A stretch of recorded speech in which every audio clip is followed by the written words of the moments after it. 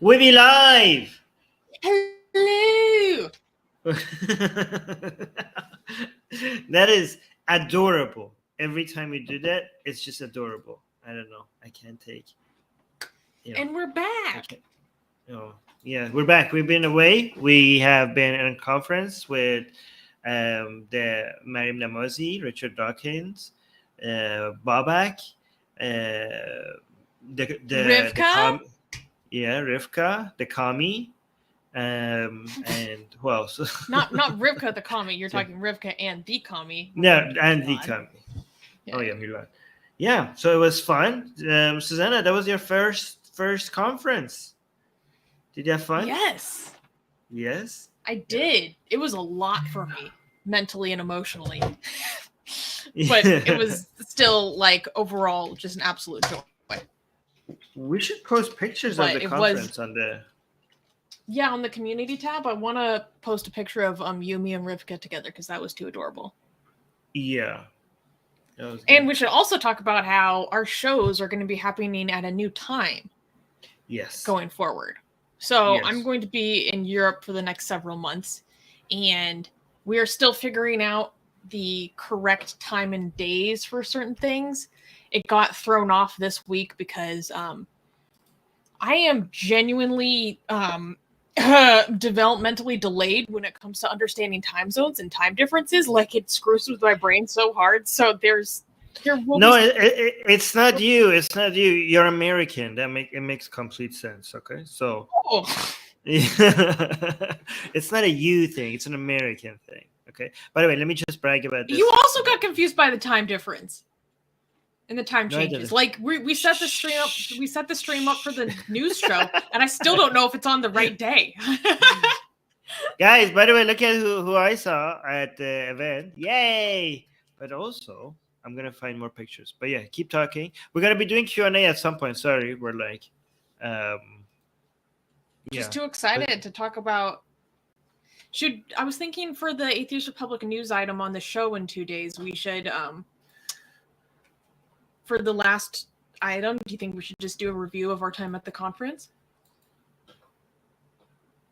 Yeah. Wait. What? Oh, say like no. I was distracted finding this picture. Hold on, guys. Look at Susie at the event. My God. Look at this. This is her at the conference. Isn't she adorable? Look at that, guys. Oh my God, this was amazing. Look at her. Anyways, when can we watch this? This is like, I can't wait for these to come out. I started drama, by the way. Again, unfortunately, I was trying to behave. That's because I was trying. This was me trying because I'm canceled everywhere.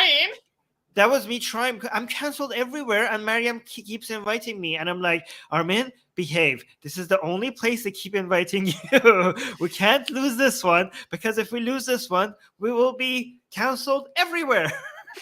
So, like, oh my God. And then when I started, when half the audience started booing me, I was like, that's it. I lost this last place that we keep it. Oh my God, because on the outside, you were like, yeah, give it to me. Oh my God. So crazy. Okay. Yeah. I know what I was saying was during the news show that we're having in 2 days, we have an Atheist Republic news item at the end. Oh, Mimsy! Do you think you're not paying attention to me?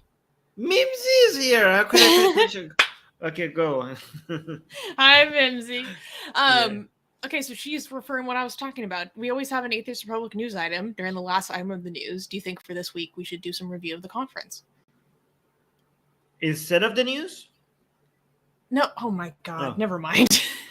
No, say that again. Sorry, I was just. We always have the last news item of the news is in regards to Atheist Republic. Yes, Should we review the conference for that news item? Yes. Okay, there we go. Cool. Hey, don't be nice to me. I'm excited about the things that I'm showing to people.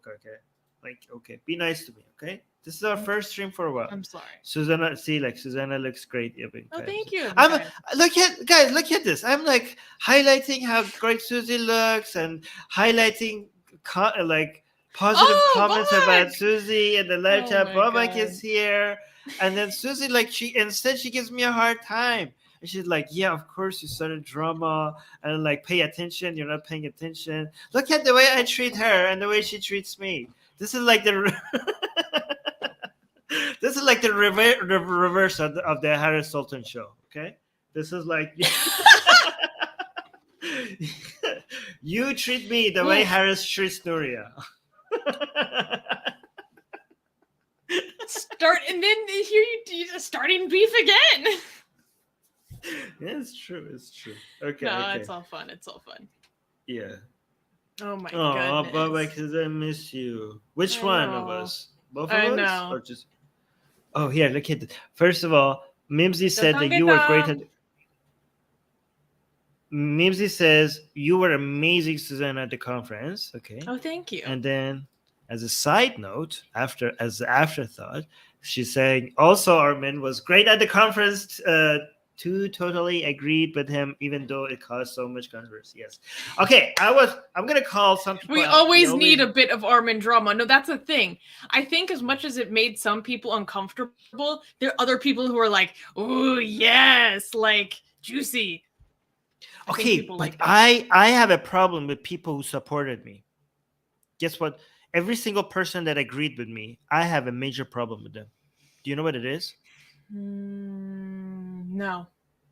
Not a single one of them had, except Jimmy, had the balls to do a single clap. Every single one of them came to me after the conference. Like, when I was saying those things, the entire audience was like, whoa, boo, except Jimmy in the corner. Jimmy was like, yay! No, me and Bobak were like... Oh, yeah, you had... Of course you and Bobak. Like, you are on my team, okay? But I'm saying... That's right. We hold it down. Yeah, you too as well, okay? But, like, I'm just saying everybody else was like... After the conference, they came like, you know what? I agree with you. And I was like... Well, you didn't have the balls to say anything during the conference, did you? I'm the one that has to say these things. You just got quietly agree with me. Like, anyways.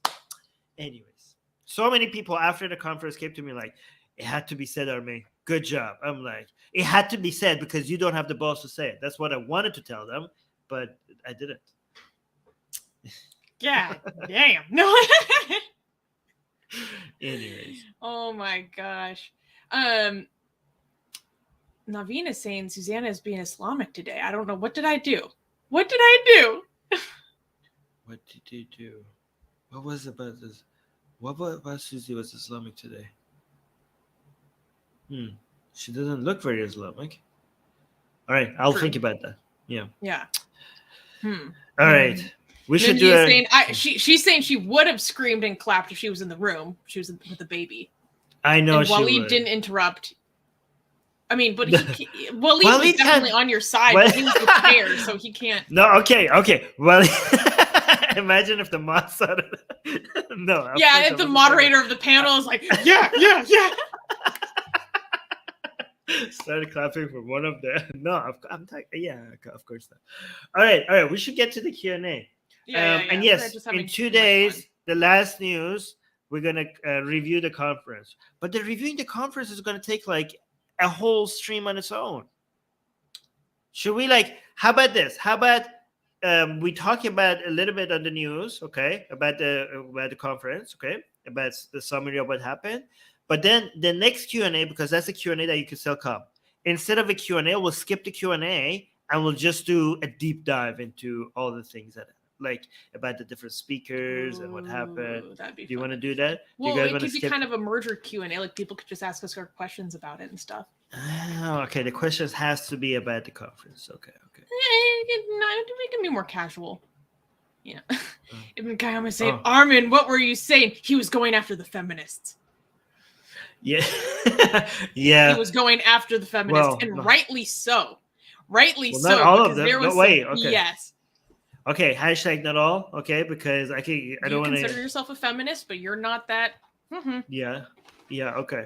So because I was very specific when I was saying, I was like, okay, I was criticizing what was said in one of the questions about something being blamed on the patriarchy, and I was so careful to make sure that when I say that not everything is about the patriarchy and how everybody, some feminists make everything about the patriarchy, and I said that it has become the patriarchy of the gaps, just like the god of the gaps. That's what I said.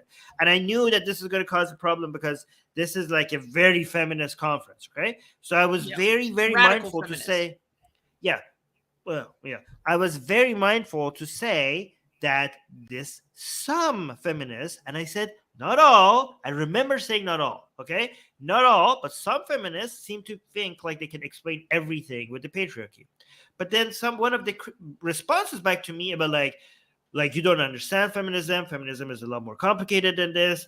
Feminists don't say that. I'm like, I didn't have to. And then when I got the mic back, I'm like, did I just not say not all? And it's interesting because Jimmy keeps telling me that why do I say not all? He made fun of me. You were there. Were you there when he made fun of me for saying not all? Like, why do you even have to say this?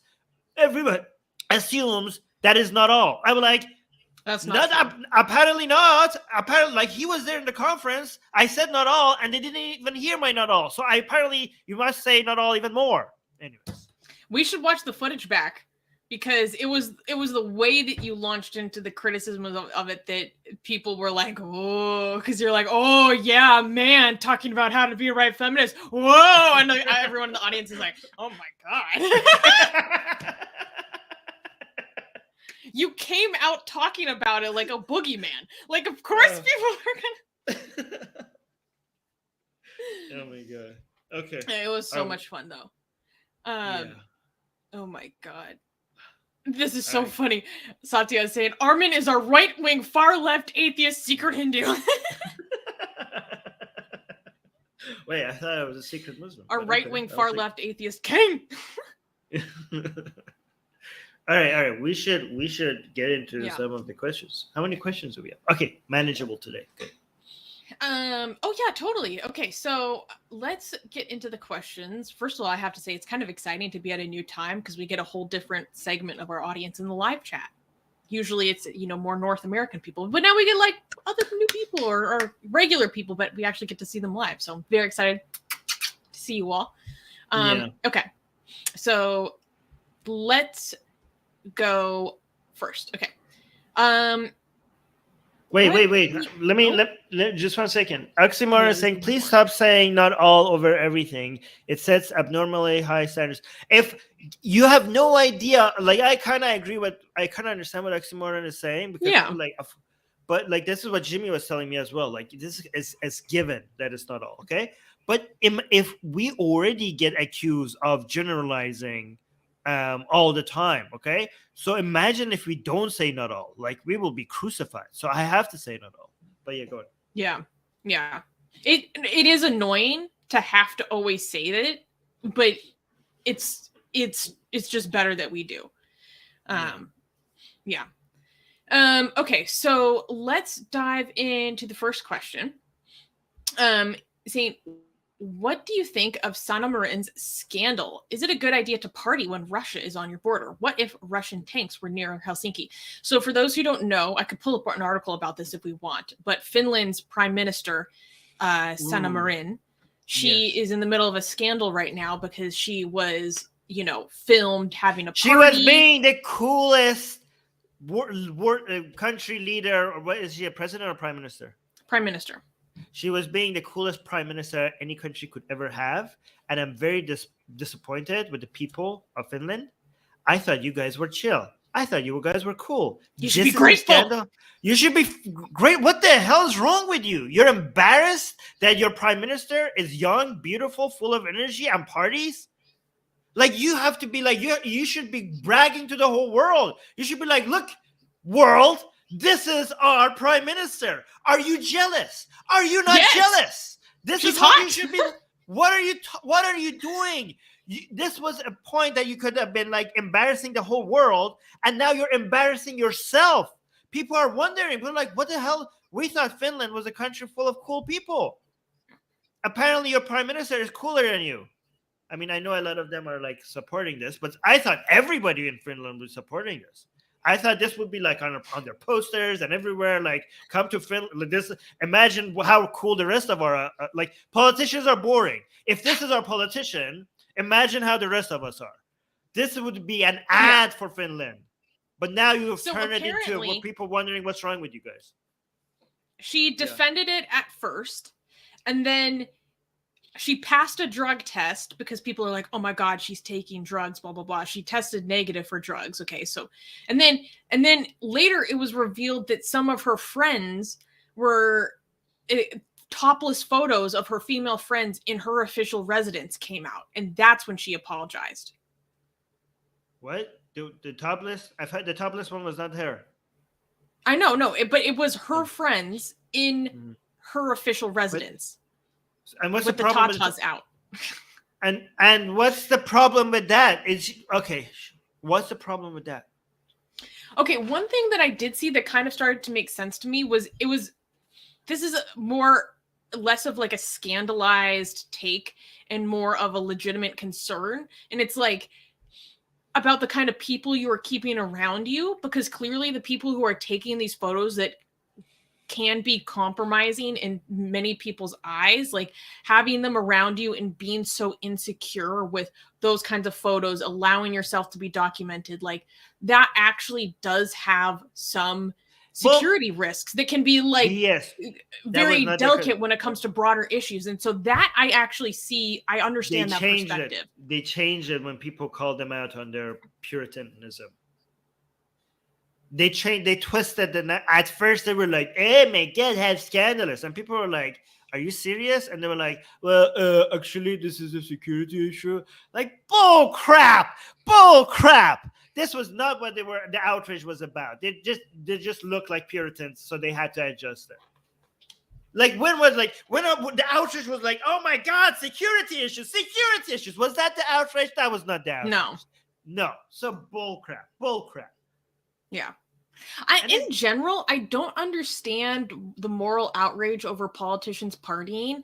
Like there was a big scandal in India recently with an Indian politician. I can't remember his first name. It starts with an A, like Gandhi. Is it Arjun Gandhi? Aryan? I can't remember. But like he was filmed dancing in a club and people lost their minds. And it was like this huge slander against him. And is it seen as not honorable or something? I don't understand it. Like, if politicians are at a wedding or something, are they just supposed to sit in the corner with their hands like crossed and just do nothing? It's like they're people too. They should have liveliness. It makes them much more relatable. She is part of Santa Marin's appeal is because she is so young and because she is relatable to young Finnish people. And I don't know. I don't think that's a bad thing. Yeah. Shia, she's saying leaders need to relax too. Higgs is saying most Finns did support. All Finns should have supported. Like, okay, not all, but the vast majority of them. The fact that there was a backlash in Finland is supposed to be a progressive, advanced country. I'm disappointed. Also, yes, Shriya, she was saying her government assigned house. That's still her house. Yeah, just because it's government assigned, like what is she supposed to do? Just be miserable there all the time because it's government assigned? It doesn't make any sense. Also, some people were saying sit in that apartment like it's a freaking cell. Like you better sit in the corner, look at the wall. Don't you dare even turn on some happy music. Oh my God.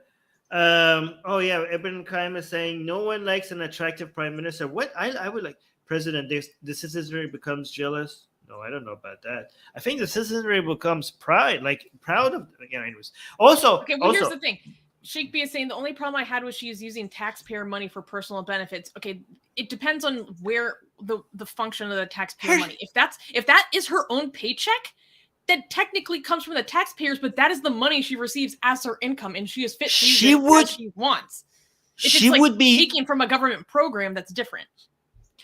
She is using taxpayer money for personal benefits every time she wipes her ass. Okay, every time she does any, it's her paycheck. What is she supposed to do with it? She's supposed to enjoy the money now. Like every time she does anything every time she goes on a trip, every time she opens a bottle of wine, she's using the money that she used with taxpayer money that she's enjoying the wine. What is she supposed to do? Not buy wine? Not get Netflix because that's taxpayer money? Anyways, I worked for a publicly funded scientific institution. Every time I would buy something, am I suddenly taking it from the taxpayers? No, that was my paycheck. Like, yeah. Oh, and people are reminding me that I was referring to Rahul Gandhi. I was way off. The circumstances around that might be a little bit different, but I remember watching that from afar, just like, he's dancing in a club. What's the big deal? I don't get it. Who do you think is the hottest world leader? She, for sure. As a woman, I think it might be her. What about men? Our Prime Minister. Justin Trudeau. Emmanuel Macron is quite handsome. Trudeau is definitely above. Yeah.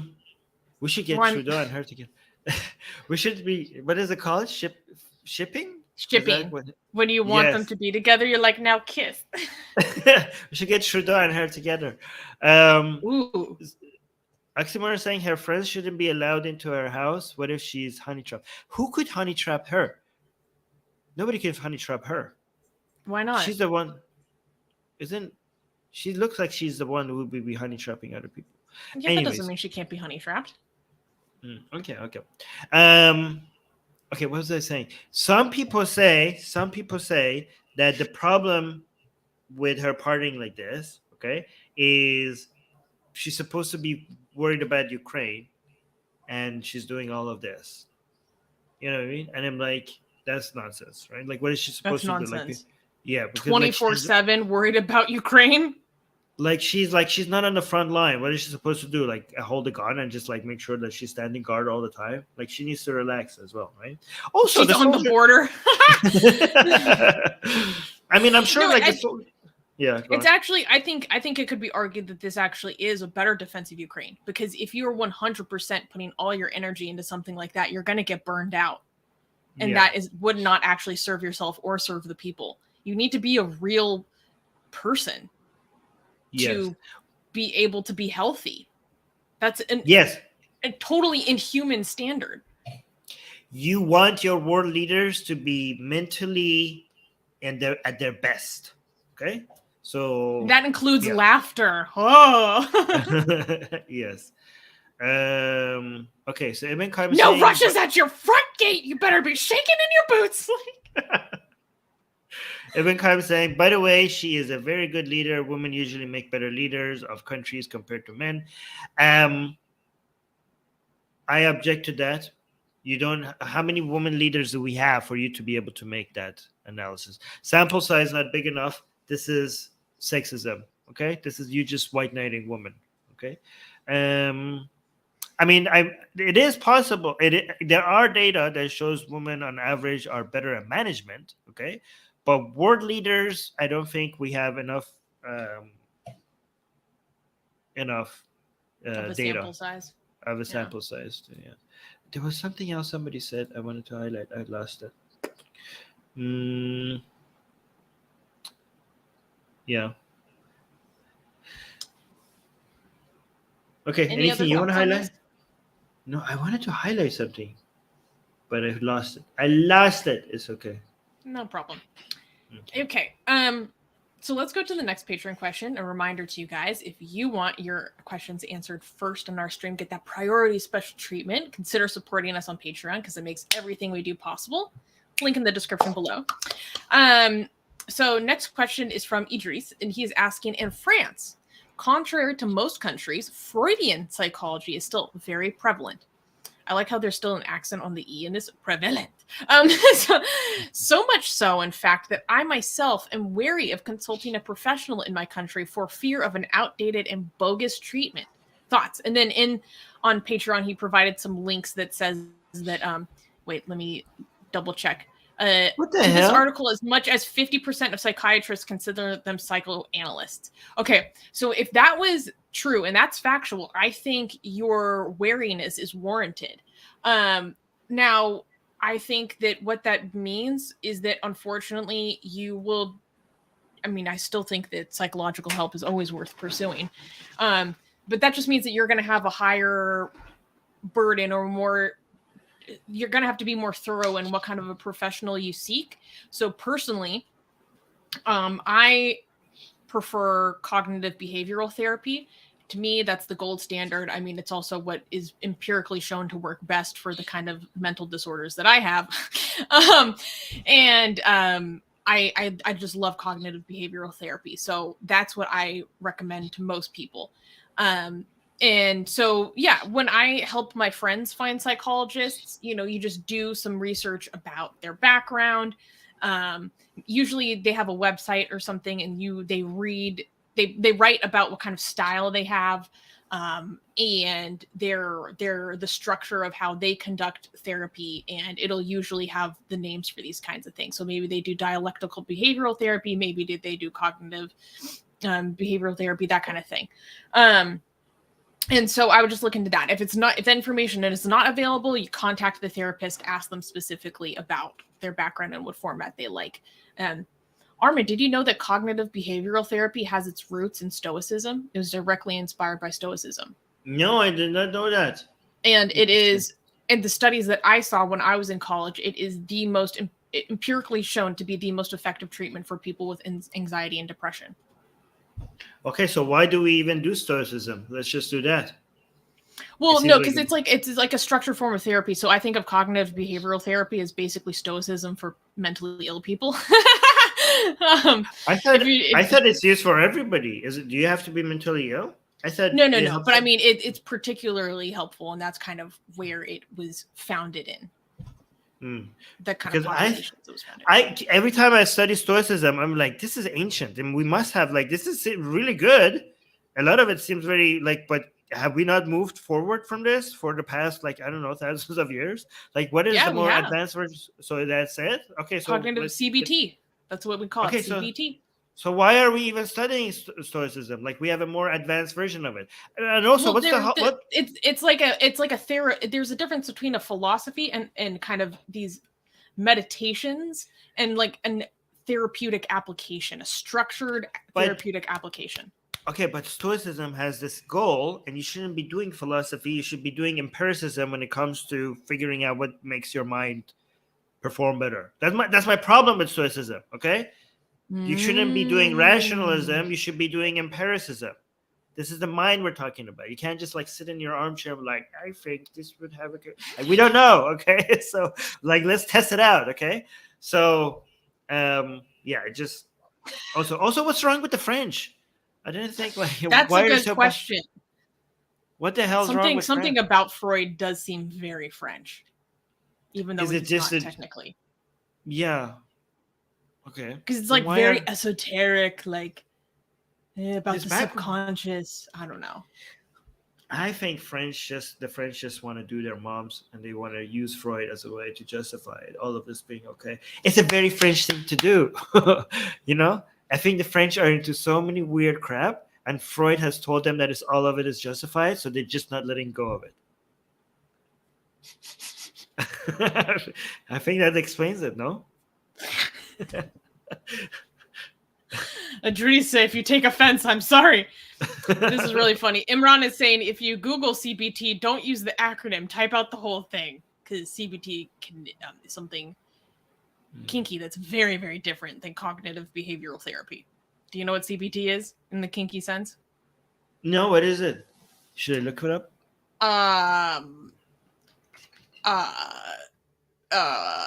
Penis and ball torture. Oh. You'll get a lot of videos of women stomping on the gonads and in stilettos and kicking men between the legs as hard as they possibly can, that kind of thing. Are they related, the two CBTs? Can we make them related? As a matter of fact, no. Okay. No.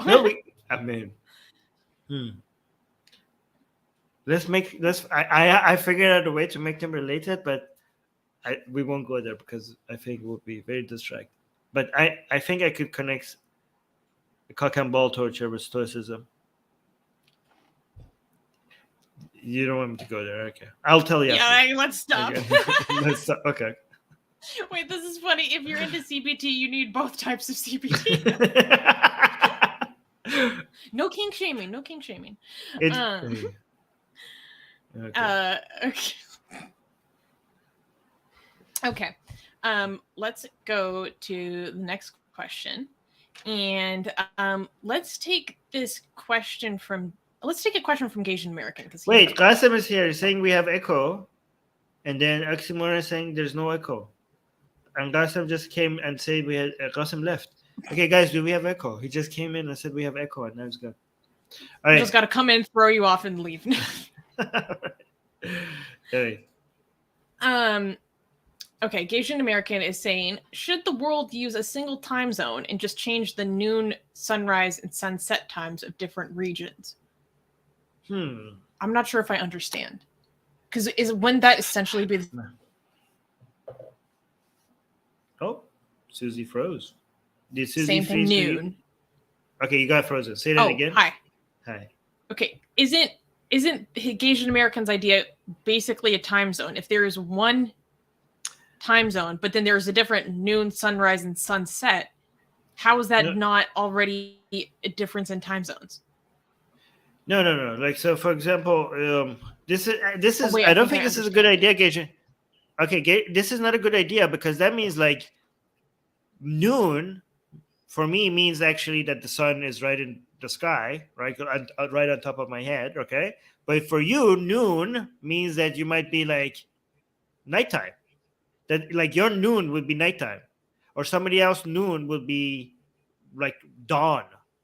Like imagine saying like I sunrise is at 4 p.m. I know that would be or like sunset would be at 6 a.m. There would be somewhere that their sunset would be at 6 a.m.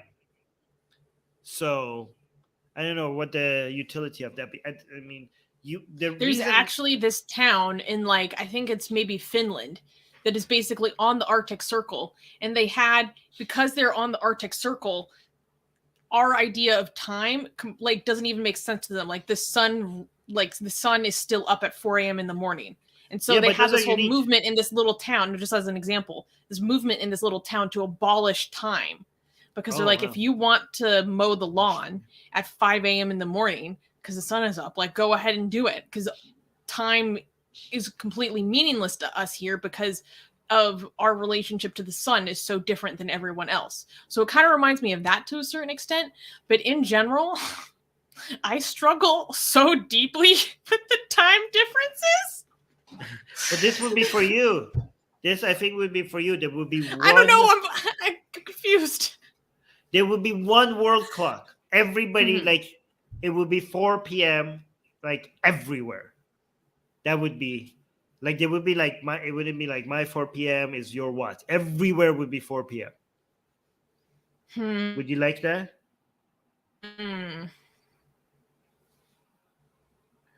The problem would be, like I don't know. I feel like it might get messy. I think it would get actually more messy, okay? Because you're like, oh, that's great. We don't have to convert time. But then we would actually have to have more conversations, right? Like, if right now the conversion has to be the conversion of time, okay? But now, if you have one world clock, you would have the conversation like, okay, so your waking up time is what? Like, oh, my waking up time is 8 p.m. Or like, okay, and what is your waking up time? And like, my waking up time is 1 p.m. So then we would have to refer, if we want to figure out the different day times that we have, instead of using numbers, we would have to use languages. And that would make it very complicated. Do you understand what I'm saying? What's the comparison to language? No. So if I want to understand, like right now, if I want to know what time you wake up, like I will just use numbers. So like my 4 p.m. is your time. And then when you tell me, like, I understand that. But if we have one world clock, instead of using numbers to understand the difference between you and me, you would have to use sentences. Like, okay, so my waking up time is 4 p.m. What is your waking up time? And then instead of like a simple calculation, then we would have to use sentences. And I think that would make it more complicated. Especially as things change throughout the year because of the seasons. Yeah. I think, no, don't touch it. Don't make it world clock. Oh, our system already breaks my brain. I can't do this again. No. I think it's also, I think Oxymoron in the live chat was saying, or someone in the live chat was saying, like, Shriyash is saying basically it's more intuitive to connect time with the sun. It's literally like how we're biologically wired. So I think it would be to our benefit to keep it more aligned with the sun in each region. Yeah. Did you know that all of China has one singular time zone, even though technically, based on its geography, it should have 2 or 3? Oh, so we should see if they have a problem like there. They do. Like what I described. Okay, so Western China is like left out in the cold because it's centered around everyone. The coastal elites! It's centered on the coastal elites! We got a super chat. Let's answer the super chat. Did you see the super chat? Oh, no, I didn't. I didn't get it. Yeah. Oh, wait, no. Guys, if it... Yeah. Mr. Wait, Blue I have to gave us answer the 2 call. euros. Thank you, Mr. Blue. He's saying, Happy Hare Krishna. Hare Krishna. Mwah. Is this actually... Wait, let me Google. Is this actually like a Hare Krishna holiday? I'm curious. Holiday? Let me see. Okay, Google is not giving me a clear answer. I find this very curious because I'm going to be honest. I associate Hare Krishnas just with the ISKCON cult. And that's kind of a controversial opinion to many people. They don't think the ISKCON is a cult, but it definitely is. Is there like a real Hare Krishna thing outside of that group? Because they're really toxic. Wait, is it Hare Krishna something? Is it a day specifically for them right now? Let me check. No, I was just Googling and I couldn't find anything clear. Happy Hare Krishna. Have you ever heard that before? Okay. No. Idris I've is met saying, the Hare Krishnas before in San Francisco. Why are they toxic? Oh my God. They're a destructive group. They use destructive tactics to maintain control over their members. Their ideology itself is quite toxic. But on the outside, they're like, oh my God, it's just white people that love Hinduism. Like, no. I didn't know this. This is new to me. I thought they just walk around and say Hare Krishna until they're tired and go home. No. I need to. Oh, they're okay. pushed to physical extremes. It's extremely abusive. Sleep deprivation, controlling calories. Because, Really? like, oh, yeah. Okay, I had no idea. I thought this. I have. Yeah. Okay. They also like promote casteism, in my opinion, because they have ceremonies where converts to Hinduism like get their like Brahmin beads and stuff. Like, I hate that promotion. It's so weird to me. Like, oh, I just became a Brahmin. Ew. There's nothing wrong with just that promotion of it. Because other people, that's something that it will forever be inaccessible to them and will be used as a reason to mistreat them. So, I don't know. I'm hoping I'm making myself clear. Oxymoron has a good description for it. It's like, it's Hinduism meets Christianity. Yes, Hinduism for white people, I think. Yeah. I think it's for white people. No? Okay. Kind of. Okay. Kind of. They're like the most visible members. Mm-hmm. Imran Kayama saying, Susanna, you need to go to Scotland, the land of your ancestors. They're waiting for you to return. Actually, legitimately, I do. To the lands of Glennoy, I will return. Have you been there? No, I've never been to Scotland. You know, they have really nice bars and it's really nice weather. It's a fun place, country to just... Nice weather? Not by your standards. But I like it because it reminds me of the Pacific Northwest. It's like Seattle. Dreary, drizzling, cold. I'm like, home. I don't know. I think it's nice and cool, not too hot, not too cold. Kind of green. We should go. Let's go. Let's have an event there. Oh, that'd be fun. Yeah. Okay, so... let's go to the next question. Wait, where did it go? Okay. So next question is, let's take this question from Dee. She's saying, can we watch this short video below and discuss these cyber laws? So Armin and I watched this video before the show just to screen it. And We think that it's too graphic to show on the channel. Like, of course, it's fine if CNN shows it, but we all know that no one is treated equally on YouTube. So I think that it's best if we don't show it. So I'll give a description. So basically, it covered a bunch of extremely violent protests that were happening in Sierra Leone in the beginning of August. And there was severe police crackdowns and severe, really completely unjustified police brutality and murders. And there were people who were posting videos of these events that are happening outside their homes, their apartments, in the street, whatever. And then the government put out a press release that anyone who is posting incendiary information against the state can face up to 20 years in prison for just sharing what they're witnessing on social media. And this is done under the guise of a cybersecurity law that was pushed for by the European Union, the UK, etc. So it's like this question of, and the original intention of this law that was pushed for by the EU and the UK was to protect intellectual property, protect copyright, for the sake of promoting investment in Sierra Leone. I ended up with shooting people in the street for like, hey, there's a law here. We're trying to protect intellectual property, and somehow we translated it to shooting people in the street over online comments. Like, I don't know. Actually, I don't know if that's how so the police brutality was already happening, but then what's the more direct connection to the cybersecurity law is when they we're saying on the justified by this law, we're going to put you in jail for 20 years. Oh yes, that's it. And so so actually I got the order the wrong way. So they were shooting protesters, okay, including one poor boy, 20-year-old boy that was just recording the protesters from his balcony. He got shot in the neck and died. You can see that in the video. And then they were sharing these videos around, and then people like, you're going to go to jail. And what law did they use? They're like, oh, it's okay. We have this EU law that they were using, right? And like, no, that doesn't sound like something. That doesn't sound at all like something that EU would do, right?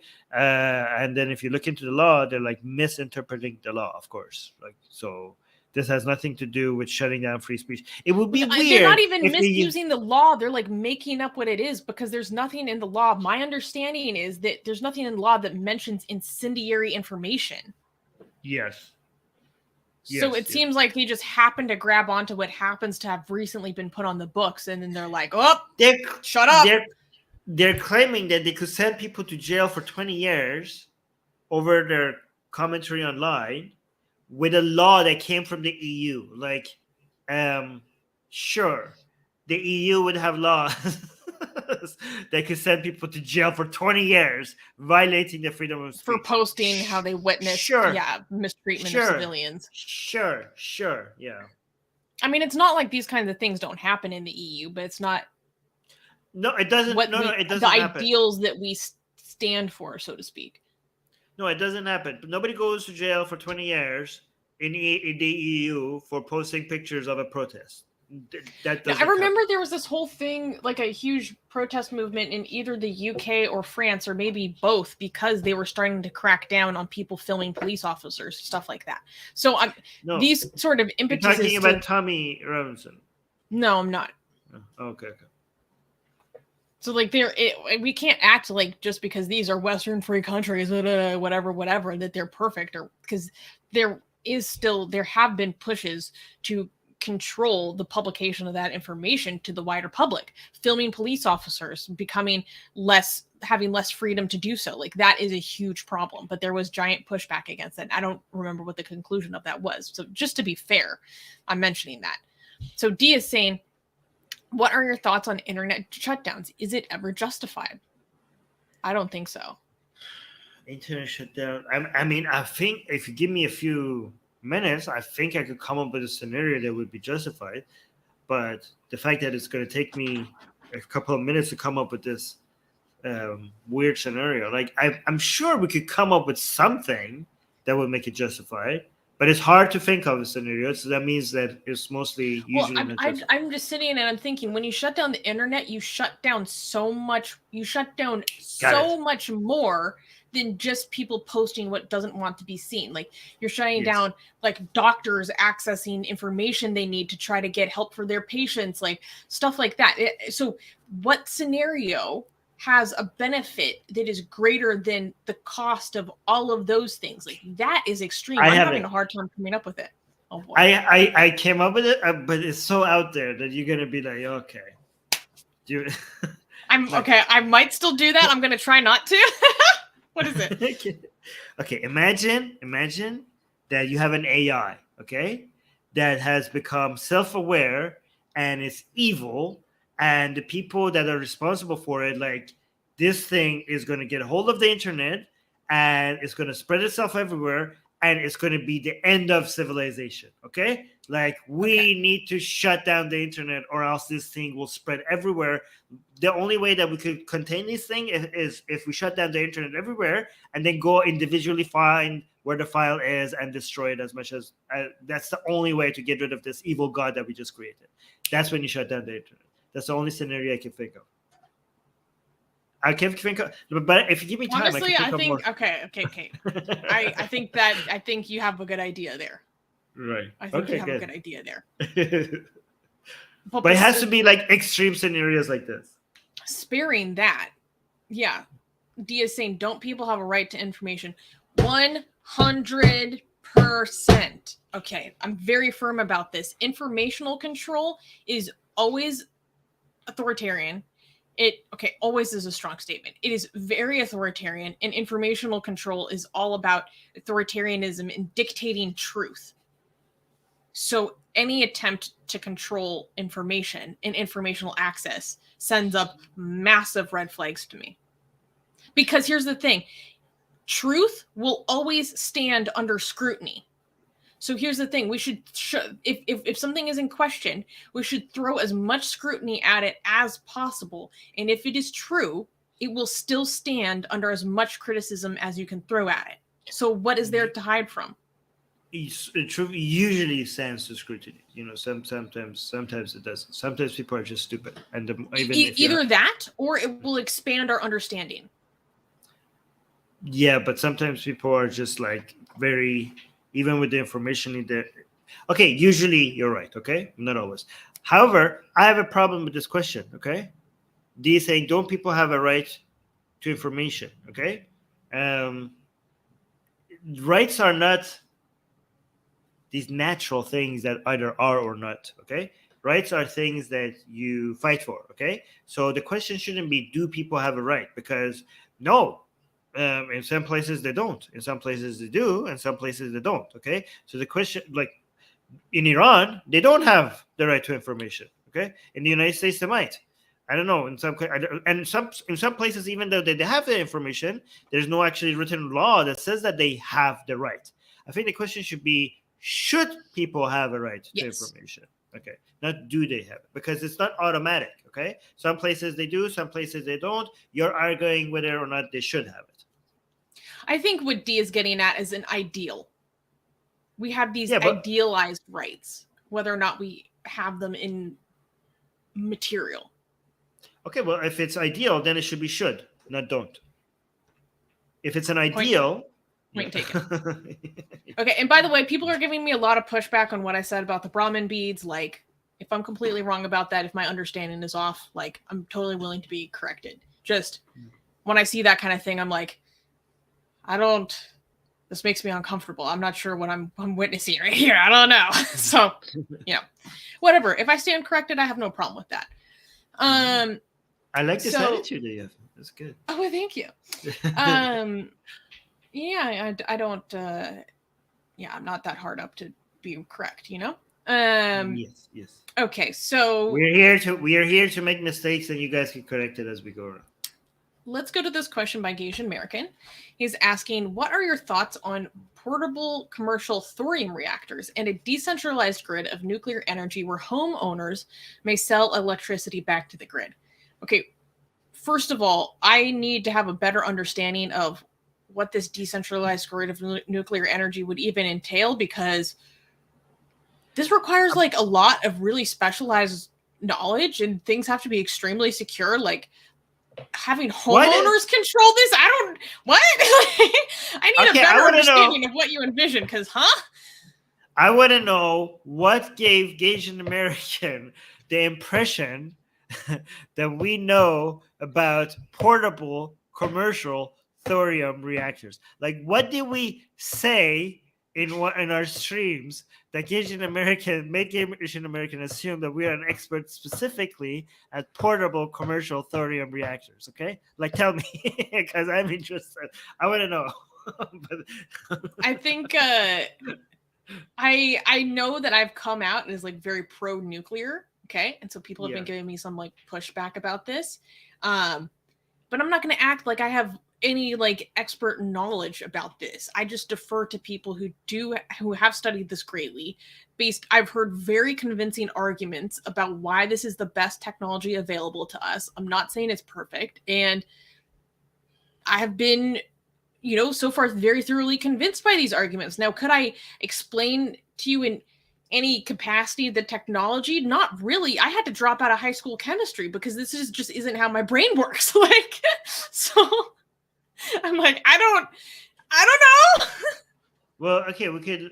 Some people have a comment that we could read about it, but okay, so you have to understand when we're looking. I'm also in favor of nuclear energy. Okay, and I might not know the details of how it works. Okay, but the reason why we support it, even though we don't understand the details, is because we appeal to authority. And again, you have to understand the logical fallacy is appeal to false authority. Okay, it is when you look at experts, and a lot of them seem to be saying the same thing. Okay, and a lot of politicians and countries seem to be moving in that direction. You could apply, if you don't have expertise in something, you could just apply Occam's razor and be like, these experts wouldn't be this much in line if there wasn't something there, okay? Or at least it's more likely that there's something there, okay? So we appeal to authority when we don't have the specific expertise on something. But anyway, some of you, I was sure that some of you will come out and be like, well, actually, I didn't know. So here we go. Thorium reactors, thorium reactors don't leave radioactive waste. Oh, what? But a nuclear reactor should be kept 3 lifetimes away from an idiot. It can go nuclear if mishandled. Okay, so, all right. Let's see what Idris saying. It wouldn't be possible for electricity, maybe heat, though electricity, you need a big steam engine if you want a good efficiency.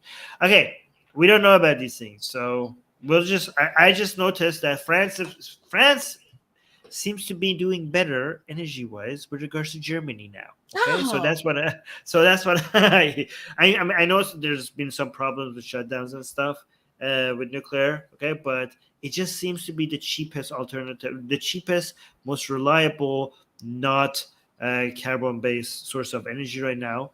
And until wind and solar can catch up, I think nuclear is the best option. This is based on what I have seen experts say. Okay, I don't know if I even want solar to catch up, wind or solar to catch up. I don't. No, I do want solar to catch up. Okay, it just seems like so much free energy that is just coming at us, and we're not getting too hot to even can work. How stupid is that when they're sitting in the sun? Here's the thing. I'm obsessed with mountains. I do not want the beautiful, stunning mountains of the Cascades of the West Coast to be covered in ugly fucking solar panels when it's not efficient per space. It's not efficient. What about deserts? Not an efficient use of the space. Okay, we'll give you the mountains. What about deserts? Can we make deserts into solar panels? Would you be happy? Would you be okay? I don't know, but it also has a larger environmental footprint on that immediate environment. Right now, maybe in the future they'll figure it out. They have to go through this phase for it to eventually be better, right? Mm-hmm. It's just like I just can't believe like there's like a crap ton of energy is just coming at us from the sun, and we're just gonna be like, yeah, no one's gonna collect that. It just doesn't make any sense. I think at some point we have to collect all of this. All right. All of it. All of it. Wait, quick question to Armin. Satya's asking, can I come up after this and talk about the Brahmin bead stuff? Are you going to do member or Collins today? No, this is it. Oh yeah, okay. Well, Susanna, are you going to be there for that? Because I think this will be directed at you. I could stick around for this question. I don't know if you want to do member call-ins in general though, because I do. Yeah, I do have stuff I need to do. Okay. I'll email Satya. I will. Yes. Do you want to tell people what you're studying or not yet? Not yet. I don't know if it's even that interesting. It is. Oh, and this is really quick. Jojo is asking, is it forbidden to call Armin Navabi a dog and Susanna a cat? And if you can decide if it is an insult or not, because now I will test your non-bias. I don't think that's an insult. Why would that be an insult? No. I'm actually insulted for you thinking dog is an insult. I would rather be a dog than a cat, to be honest. No, I'm not a cat. I am a gusale. I really actually, you have no idea how much dog and cow are like in Iranian, in the Persian language, is they're considered insults, and also donkey, even in English language. Like every time people make fun of Muhammad, like, oh, he rode on a donkey to heaven, on a donkey, or they call someone an ass. I'm like, what the hell do you have a problem? What do people have a problem with donkeys for? Like, donkeys are awesome.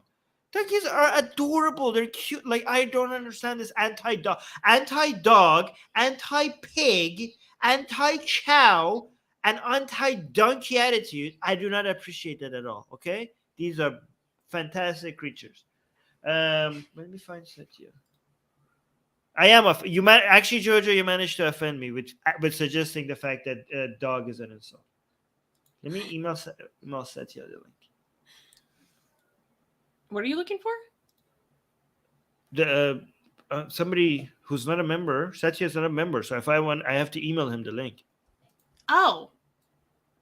Well, if he wants to come up, yeah.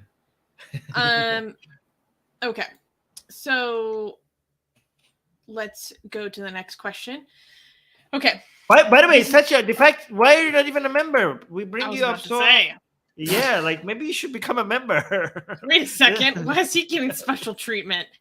This is the last time I'm sending you a link. You have to become a member. Okay, but go on. Yeah, Ibn Qayyim is saying, yes, in the UK, calling a woman a cow is a pejorative. I mean, it generally is, but I think it's kind of funny. One of my favorite podcasts is called Your Mom's House, and they had a game where you call your female partner a big-titted animal and film their reaction. It's one of the funniest things we've seen. Some women lost their mind, and then some women were just like shake their boobs, like, yeah. Like, it was so funny. It just depends on the kind of person you are.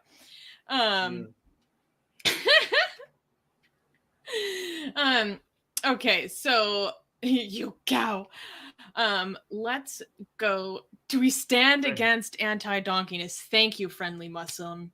You know, we can stand in solidarity with donkeys and stop them from being maligned.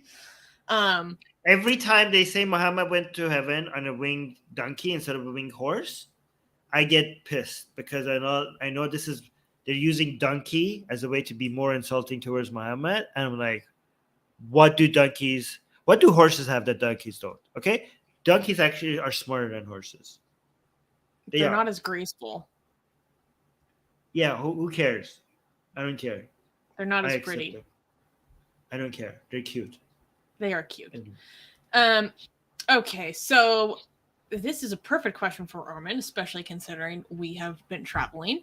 Idris is asking, Armin, when you're on a trip, how do you manage between trying the local and potentially unhealthy foods and your diet? Oh, okay, so I make it easy, okay? I just try to fill myself in the morning with as much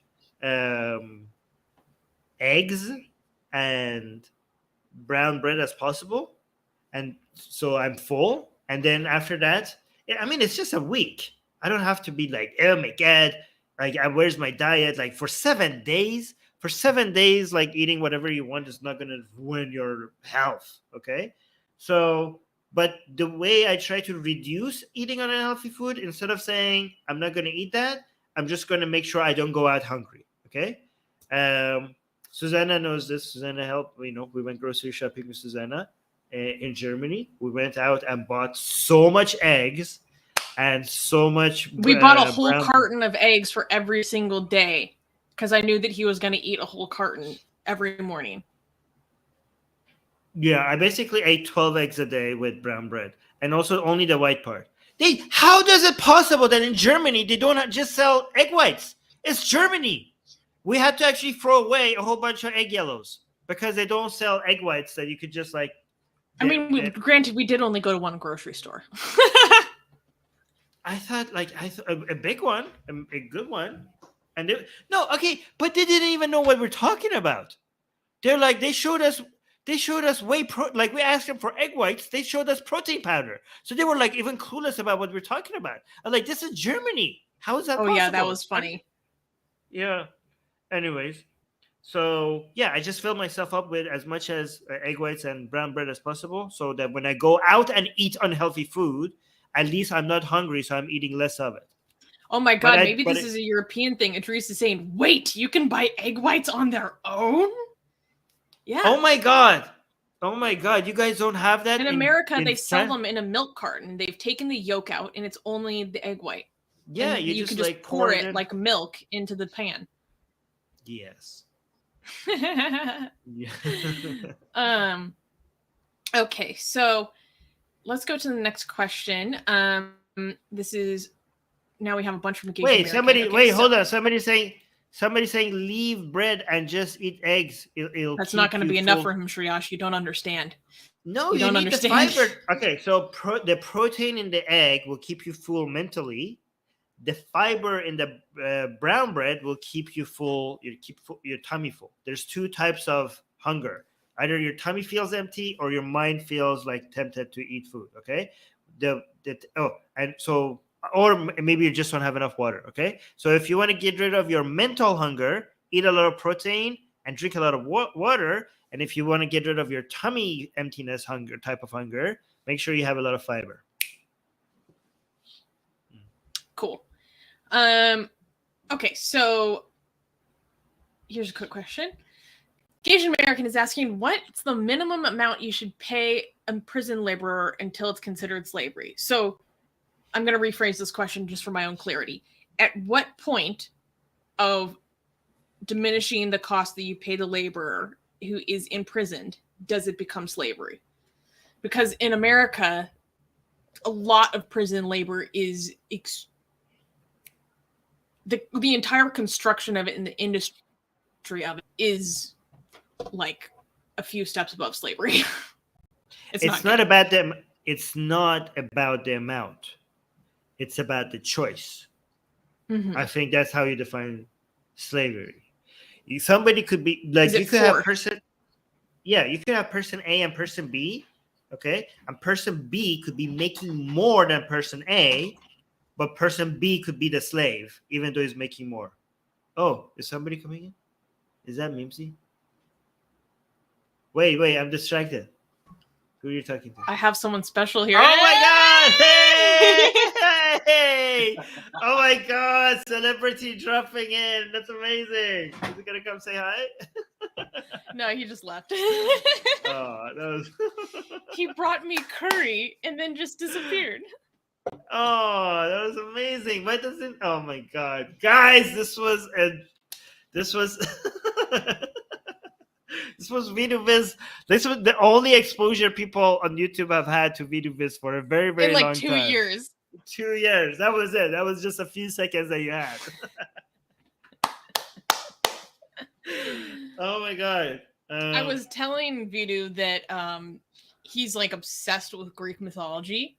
Yeah. And you are as well. And I would love to see you guys have a stream where you talk about it and unpack it. Because like the way he talks about it is like on that like deeper level that you really like to dissect things. So I think that'd be so much fun. I want to see that as a fan. I would like to do that. I could. Well, I'll talk to you off stream about other Okay. topics that I could do. That might be Cool. okay. Anyways, back to this question. Back to the question. Okay, so here's the thing. With prison labor in the United States, like, let me make it clear, I am by no means an expert, and a lot of the information that I do have is from when I was in Antifa and a prison abolitionist. Okay, so I have a very singular side of the story. That being said, and I know that it works very differently in different prison systems because, unfortunately, in the U.S., many of our prisons are privatized, which I think is wrong. And so there is some variation across different states, private versus public, all this stuff. But the question you brought up is in terms of force, right? So it might not be exactly forced. Maybe there are situations in which it literally is, but it could still be coercive. Like, you get better treatments available to you if you participate in labor that is severely below the market. You could maybe get points for good behavior that could go towards taking time off of you, time off of your imprisonment. Like, maybe your pushback against participating in the system could come at a cost of the benefits and privileges that you have within the prison system or where you are, housed. So that question of force it's very complicated and highly variable, like I said, based on my understanding. Okay. What do you think about that? Yeah, I think so. I think that's what you have to measure, the coercion. And I think it's a spectrum. It's not like, slavery, not slavery. Okay. I think it's more like slavery if there's more coercion, and less like slavery if there's less coercion. But that's what you have to identify, not the amount of pay, but the level of coercion. You could be making very, very little, almost nothing. But as long as you could step out of it with no problem at any point in time, even if it's very little pay, it's not slavery. You could be making a lot more, okay? But if somebody has taken your passport away and there's no way for you to, for example, to quit this, even if you're making a lot more, the level of coercion in the process will make it a lot closer to slavery. I think, so especially as an American in our racial culture, the visual of it is extremely uncomfortable because our prison population is disproportionately Black, and there are so many industries that use and utilize prison labor at an extremely below market rate based on our history and culture. Like, it just seems it's very uncomfortable. It seems so wrong based on what we're trying to lift our nation out of. It's pretty complex. By the way, the amount of pay might have an effect on the coercion aspect, right? Like if the lack of alternatives would make a lower pay closer to coercion. You know what I mean? Like, because like if that pay, even that low pay, was taken away from you, you would be like starving, right? So it's the alternatives, like the lack of alternatives, that starving in the prison. Yeah. No, I'm not talking. You will be given food, but you could have better food if you pay for commissary. So I'm not talking prison. I'm talking about slavery as a whole, right? Like you're talking specifically about prison, right? I'm thinking about all examples of coercion, right? Like for example, in a Filipino in Saudi Arabia her passport was taken away from her, right? Even if she's getting paid very well, that would be coercion enough for this to be considered slavery. Even if she's getting paid very well, she can't quit, right? That is 100% slavery. Yeah. So, or also I was thinking like maybe in another country, if you're getting paid very little and your boss tells you like you could leave at any point you want, like I'm not stopping you, but the alternative is death by starvation, okay? In that situation, you could technically call that slavery as well, right? So I don't know. Yeah. Wait, I want to.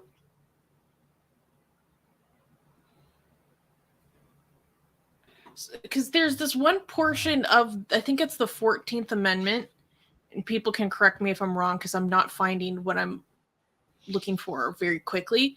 Yeah, but that basically, like is... our abolishment of slavery, it has an asterisk, and it's in the Yes. context of imprisonment in which you can be enslaved, essentially, in our Constitution. So people have a lot of concerns for a good reason. So United States Constitution technically allows slavery, basically, and makes it clear that it allows slavery in prison.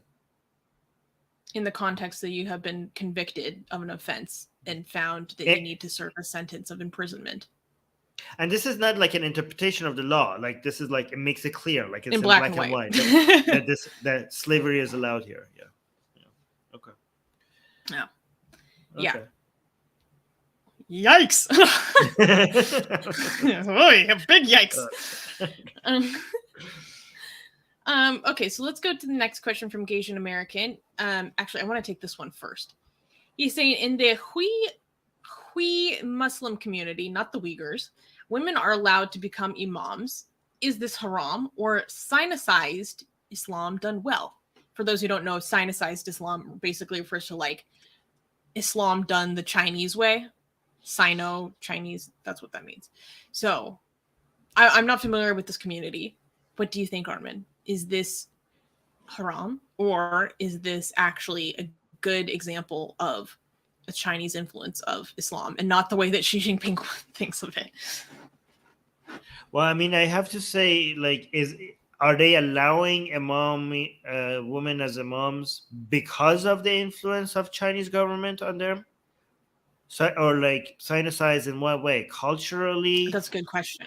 Or governmentally? Like, was this an organic change, or was this a change by top-down force? But let me address the first question, okay? Is this haram? There's no yes and no. Okay, so apparently not, according to their Islam, right? Obviously not, and obviously yes, according to most Islam. Okay, so you can't look at Islam as this is one thing. Okay, there's one Quran, and you could refer to the Quran as just this one thing because it's mostly the same. Not all the same, but mostly the same across the Islamic world, right? So there's one Quran, and nobody can say like, but my Quran says something else. No, all Qurans say the same thing. Okay, but Islam, there are variations. So when you ask the question, is this haram? The answer is according to whose Islam. So according to most Islam, yes, it is haram. Yeah, most. Yes. According to these people's Islam, apparently it's not haram. Okay. And to judge whether this is a good thing or a bad thing, I would say it's a good thing. It's as if it's because of the influence, a cultural influence. Like this, Islam is being the Muslims in that community are being organically moved to superior, better ways of life, including accepting women as leaders by non-Islamic culture surrounding them. If that is happening organically, okay, I accept that as Muslims reforming, okay, because not Islam, but Muslims reforming, because it's happening from the outside influence of outside superior ideas on the Muslims within the community, right? And but if it's a forced top-down CCP, our way or the highway, kind of like engineering, socially engineered version of Islam, then that's that would be authoritarian and fascistic, and I wouldn't be for that. Does anybody in the live chat know which one of these are we dealing with here? Mm-hmm. No, anybody? So I was saying, according to Islam, is actually haram. Well, I mean, according to their Islam, it's not. But here's the thing: I accept that we have different versions of Islam, okay, and that's not a good thing. Okay, because at the end of the day, we want Muslims to constantly move away from what the center of the Islamic influence is, right? Which is the Quran, okay, or arguments by faith or revelation, right? And there's two things happening when people have different versions of Islam. There's a good thing and a bad thing that is happening, okay? The good thing is that the non-Islamic views are impacting Muslims for them to survive in this non-Islamic world and these more up-to-date modern ways of life, they have to adapt and change their Islam so that they don't become irrelevant and they could live according to the standards around them. Okay, it's a sign of a good thing. That means that the alternative superior ideas are working, okay, and they are winning, okay. However, this change is a defense mechanism, okay, and if the defense mechanism was not there, these ideas will become outdated faster, right? And the arguments, the conclusions would be that are coming from faith and revelation and bad methodology will become outdated faster. So it's a weird two ways to look at it. So it's a sign of something good that is happening, but it would be better if it wasn't happening. I don't know if people can understand that how this is not a contradiction. It would be better if it was not happening, but it's a sign of something good that is happening. Let me know if you understand what I'm saying, because it's a little bit complicated. Well, I completely understand what you're saying, but good. Okay. Because I know what your arguments are, so okay. Okay, good. Yeah. It's kind of funny. Dia is bringing up a good point, though, saying, are their minds not deficient, referring to Islam's understanding of women.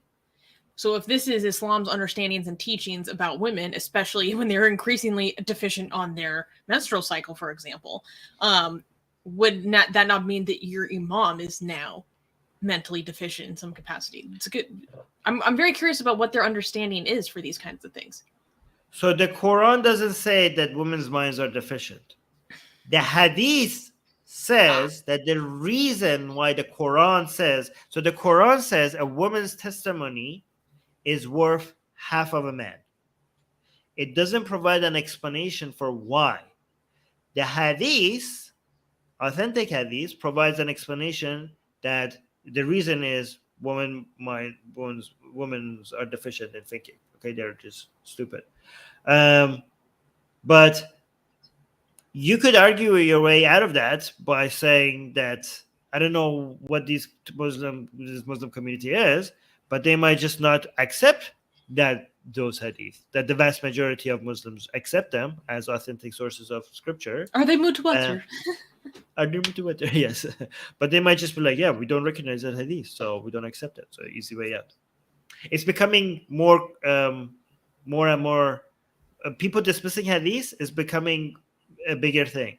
I mean, the MBS, the leader, the crown prince, the de facto leader of Saudi Arabia right now, okay, has come and thrown away 95% of hadith, only accepting mutawatir hadith. He said he pissed on Sahih hadith and only accepted mutawatir ones.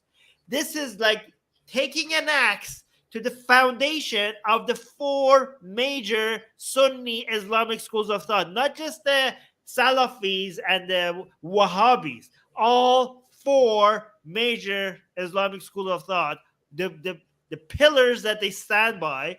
MBS, the king that is supposed to be the guardian of the two holiest cities in Islam, has just like, yep, none of that, we don't accept any of that. So the whole ignoring hadith process has escalated, just like the acceleration is actually quite jarring. Yeah. Okay. Didn't he also say that the gates of Ijtihad are now open again? Who said that? Didn't MBS say that? Wait, I don't remember that. Did he say that? I remember he said, unless I'm completely misremembering, he said something about Ijtihad that blew your mind. Wait, maybe I'm gonna blow my mind again because I don't remember that. Prepare to be blown again. Ritu. Muhammad bin Salman. I'm not saying it. Did he say that? I remember when you did a deep dive into his statements regarding the Mutawatir Hadith. There was something about Ijtihad in there where you were like, what? Did he open the gates of Ishtar? Oh yeah, he did say something. Okay, yeah, I remember. He didn't say it directly, I think, but he was suggesting that nobody should have been closing the gates of Ishtar, something like that. So, Okay. oh yes, you're right. You're right, because I remember saying that this is like Shia talk. This is Shia talk, because I don't know if you guys know, the Sunnis and Shias have been closing and opening the gates of Ijtihad. Like, so it was the Shias at first that were like, we don't do rational thinking, okay? We have imams. Who needs to think when you have living imams, okay? And Sunnis were like, Muhammad is dead, and we don't have any prophets anymore. We need to be thinking, okay? So they did Ijtihad, okay? So for a long time, that was the case. And then all the Shias lost their imams, okay? And the imams died. And the Sunnis were like, okay, we have figured everything else. Like, we have thought about everything for hundreds and hundreds of years, and we have so many books, so let's close the doors of Ijtihad because there's nothing else that needs to be figured out. We've figured everything out. So the Sunnis were like closing the doors of Ijtihad, and the Shia are like, God damn it, we don't have anybody to ask anymore. So they opened the doors of Ijtihad. So they're like, now the Shias had the Mujtahid and the Sunnis didn't, right? Sunnis were like, the doors of Ijtihad are closed. So now MBS is coming out and like, nobody should have been closing the doors of Ijtihad. So, and yeah, there's that. Can you explain Ijtihad for people who don't know? My understanding, it's basically like reasoning.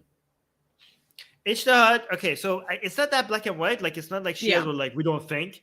But like, so it's like, you use the power of qiyas and reasoning and comparison to figure out what Hadith because science. The Quran, because the Hadith and the Quran didn't have a conclusion for every goddamn thing, right? Like, they didn't so they're like, okay, we need to actually figure out what God would want in this situation because there's nothing in the Hadith or in the Quran about it, right? So you have to do ijtihad, and you need a mujtahid to do ijtihad, like a person that is qualified, like an Islamic scholar that is like expert in Hadith and the Quran to figure out how to live Islamically, okay? And you constantly write about it. And that's how you got the four schools of thought in Sunni Islam, right? If you have with the different mujtahids, right?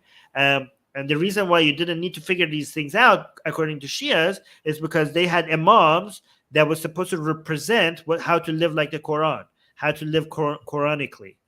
I just made up a word, Quranically, okay? You just have the living imams you just go to them and you just check. You don't need to do thinking. They're masoom, they're flawless. They will tell you, all right? So they had no ijtihad for a while. But now we only have, like, mujtahids are mostly Shias. And this is what Khamenei, for example, was supposed, like, again, remember the supreme leader of Iran is supposed to be a mujtahid, right? According to the constitution. But Khamenei was no mujtahid. Yeah, he was no mujtahid when he became the supreme leader. That's why Khamenei should not be the supreme leader according to Iran's own constitution. Yeah. Oh, and a marja is a mujtahid who with a following. In Shia Islam, before you become a marja is like a person with a following that a lot of people like listen to. That you emulate. Your source of emulation. Your source of taqlid or emulation is a marja. But before you be a marja, you first have to be a mujtahid. Anyways, we're getting into so many details. No, it's just so funny because when the Shias are fighting over if they are a Shirazi Shia or not, who are very controversial and very extreme, they're like calling each other out. They're like, "Who is your marja? Who is your marja?" In my brain, I'm always like, "Armin, who is your marja?"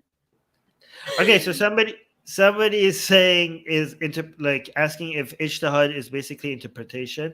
Okay, I'm going to read the actual definition. Okay, ijtihad is an Islamic legal term referring to independent reasoning by an expert in Islamic law or the thorough exertion of a jurist's mental faculty in finding a solution to a legal question. It is contrasted with taqlid. There we go. Oh yeah, so everybody does taqlid except the mujtahid. Okay, taqlid is like emulation. So everybody, you don't do think. Okay, so in Shia Islam, for example, the mujtahid basically figures stuff out. Okay, I mean in both Shia and Sunni Islam, depending on the time that we're talking about. The mujtahid does the thinking. You do the following. You did the taqlid. Technically, here's the interesting thing. We were told this, okay, in Shia Islam. You could go figure the things out yourself, okay? Like, you're allowed to go figure things out yourself. But do you really want to? Because if you get it wrong, then the responsibility is in your head. Like, you have to, like, do you have the time? Do you have the expertise? Do you know Arabic? Do you know, like, you're not a scholar, so you would have to go read all the hadith, all the Quran, and figure out, like, do I wipe twice or do I wipe once? Okay, like, do I, like, go into the washroom with my left foot or with my right foot? You can't figure all of these things out, so you just find the mujtahid or the manja and you just follow them. And if they get it wrong, none of your responsibility. So this is a way for you to make sure that if you do the wrong things, God will not punish you because you were following a marja. Very interesting. I thought this was a cute comment. Mario is saying, yes, I'm glad I have returned after several months. I love it when Armin rants and goes on a tangent. Me too. Okay, I'm going to stop. No, that wasn't saying you should stop. That was encouragement. Okay. I have so much more to say. I'm holding back. I know, it's tough. Okay. 2 more Patreon questions. Okay, so when Asian American is asking, when 3D printed meat becomes commercialized, should cattle breeders be allowed to copyright the genetic material of their cattle? I.e., you want a specific breed of cattle meat, and the 3D printing lab must pay the breeder a licensing fee for the genetic material of the stem cells. I don't think that Asian American is always asking us about, like, copyright and patent law, and I'm like, I don't know. Genetic material of their cattle. I don't think it's going to be the genetic material of the cattle. I think you're going to. I think people in the. I also think it's not going to be 3D printers. Is it going to be 3D printers that are going to make the meat? I think they're just going to, like, make they're going to be petri dishes, and they're just going to grow the meat. Why would you need a 3D printer? Like, do you need the meat to be a certain shape? I think that would also be cool. I think they're gonna just grow it, and it's just gonna be a steak. It's just gonna look like just a growing meat, like a. I don't know. Maybe I don't know. I didn't know. Look into this, but I don't think they're gonna be printed. I just think they're just gonna be grown like vegetables or something. I think they're gonna be farmed. Okay, you're gonna have, like, a farm of meat, and they're just gonna grow meat. Okay. I know, but where do they get the meat that the reproduction will come from? It's kind of a cool idea. Like, we can breed the most perfect, like, Kobe beef ever, and then just reproduce it all over again. Like, the most perfect. Okay, but it's not going to come. Oh my God.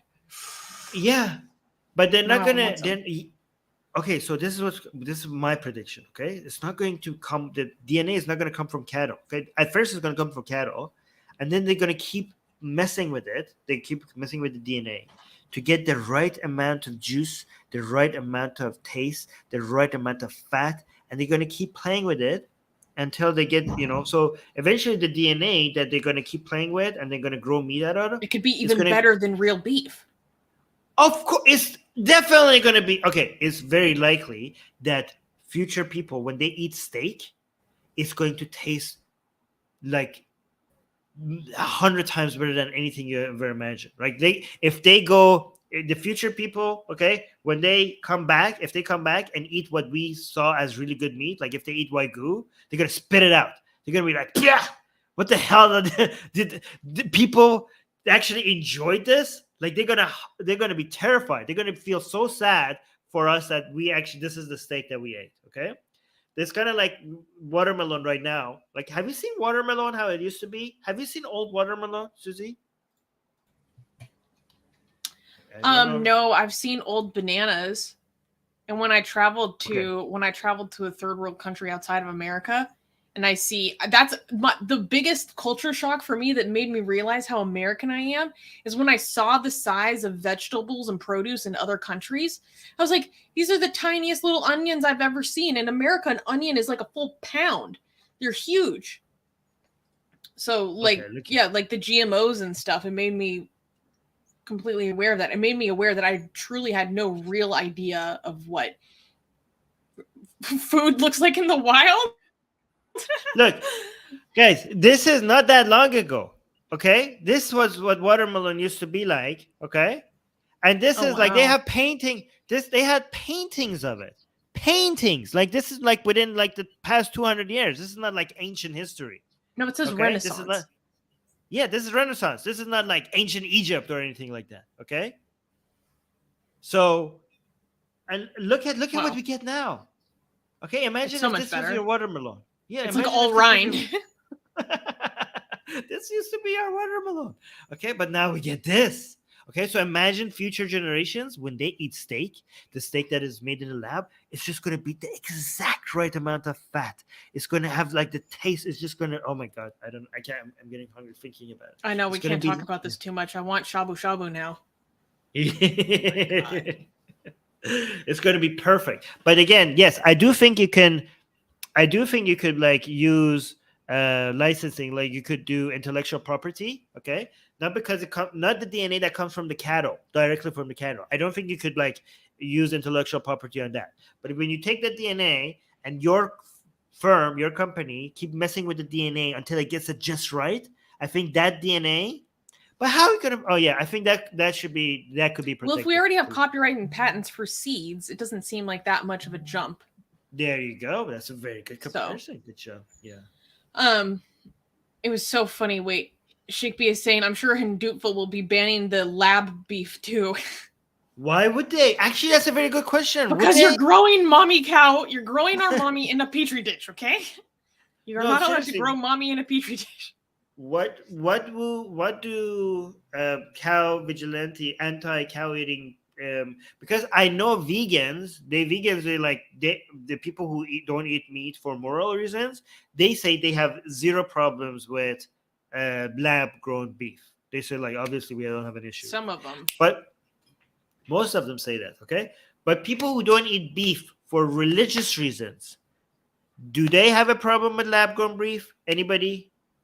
Probably. Well, some of them, I mean, especially the kind of Hindutva that we're used to, they're so mentally out there that I think they would still have a problem. Okay, Oxymoron, you're actually stupid right now, okay? Oxymoron is saying GMO veggies taste horrible. Every single veggie that you're eating is GMO. Okay, let me show you non-GMO. You want me? Okay, non.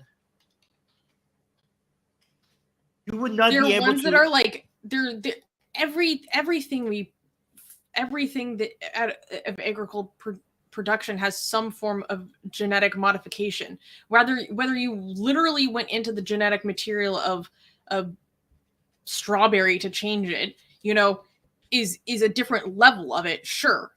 But have strawberries over the centuries changed because we have been breeding them differently? Yes, that still counts as genetic modification.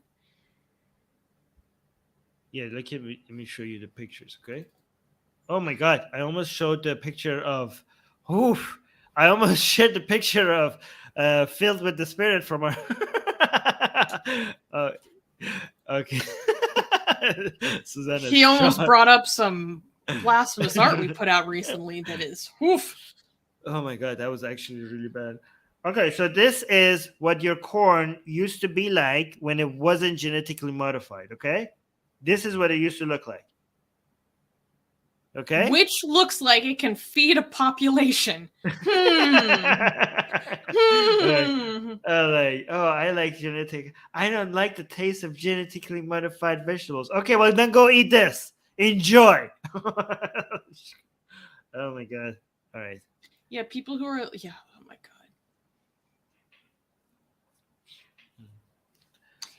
I was about to say something spicy. I can't get into that. Yeah, it is saying also GMO says nothing about what modification happened. You could literally modify the DNA without modifying any proteins. Yeah, also, modifying like every modification, you have to be what sort of modification you have a problem with. Because every tomato that you eat, every potato that you eat, every corn that you eat, every all of it, they all been like bread, like everything that you eat have been genetically modified for the past thousands of years. Humans have been genetically modifying plants and animals. We've genetically modified ourselves, in fact. Yeah, and also we have been genetically modified by dogs. Did you know that? We have been, you want to see GMO? We are GMO. we have been genetically modified by dogs so that we take care of them. Also, so that we poop for them. Did you know that? We poop for the dog. Yeah, no. The reason why they took care of us, okay, is protected us because our digestive system was crap. And it didn't work very well. So our poop was edible. So that's why they protect. So it wasn't like it's like we don't know who domesticated who. Like we domesticated the wolves and turned them into dogs, but it could also be argued that they domesticated us, kind of, so that we take care of them. And so that we feed them, and in exchange, they take care of it. I mean, we didn't just feed them with our poop. We first started feeding them with our poop, but then we also started feeding them with our food. Okay, but it was an exchange. It wasn't like, oh, we're taking advantage, like we're using these dogs, we're using these wolves and turning them into dogs. Where they were also like, we're gonna take care of these naked monkeys because their poop is actual food. they poop food. So, but yeah, it's possible that we wouldn't be around if the dogs weren't, like these wolves, proto dogs, weren't protecting us. Mm-hmm. Yeah. Somebody saying it was left. Somebody saying it was leftover, not it was leftovers, not poop. It was literally poop as well. Okay, it was not just leftovers. It was poop. They ate our poop. Go look it up. Okay. Wait, I have a quick. Knobs Renob is saying, Armin, what are your thoughts on Bill Jensen saying he will confront you? Is Bill Jensen the Christianity hotline guy? Knobs Renob, can you answer? Is Bill Jensen the Christianity hotline guy? Because if that's the case, I would love to see them together, because that would be comedy gold. If you guys don't know Christianity Hotline, you need to go look him up. He's freaking hilarious. Yes, that is him. Okay. Yes. Wait. Who? Send me a clip. When was he talking about Armin? I need to see this immediately. Immediately. This makes my whole life. I love Bill. Okay, I will say. Armin, I have to show you Christianity Hotline. Okay. You will die. He's incredibly angry at Armin for making the book about 20 reasons why God doesn't exist. Oh, I'm sure he is. I have made so many people leave religion because of it. It's a best-selling book about God and atheism on Amazon. So thousands of people have left their religion because of it. So he should be angry. I have made people. Oh my leave God! his God. Can someone please send me a clip of Bill talking about Armin? I need this immediately. Oh yeah, so like this was their quote. He said, "Oh, I will confront the Atheist Republic. You can tell him that I am on his way." Okay. Does anyone have a screen recording of this? Because I know he does lives. If anyone has a screen recording of it, please, I'm begging you, send it to me on Instagram or like Susanna at atheistrepublic.com, because I need this. I need this so badly. I need it. Oh my God. Okay. Anyways, so let's go to our last patron question, and it's a little bit longer. Asian American is saying, prior to the rule of the British Raj, South Asia used a series of customary unwritten customs that allowed de facto female land ownership. This was swept away by the British Orientalist fetish of commodifying Sharia and Shastras into common law. Yes.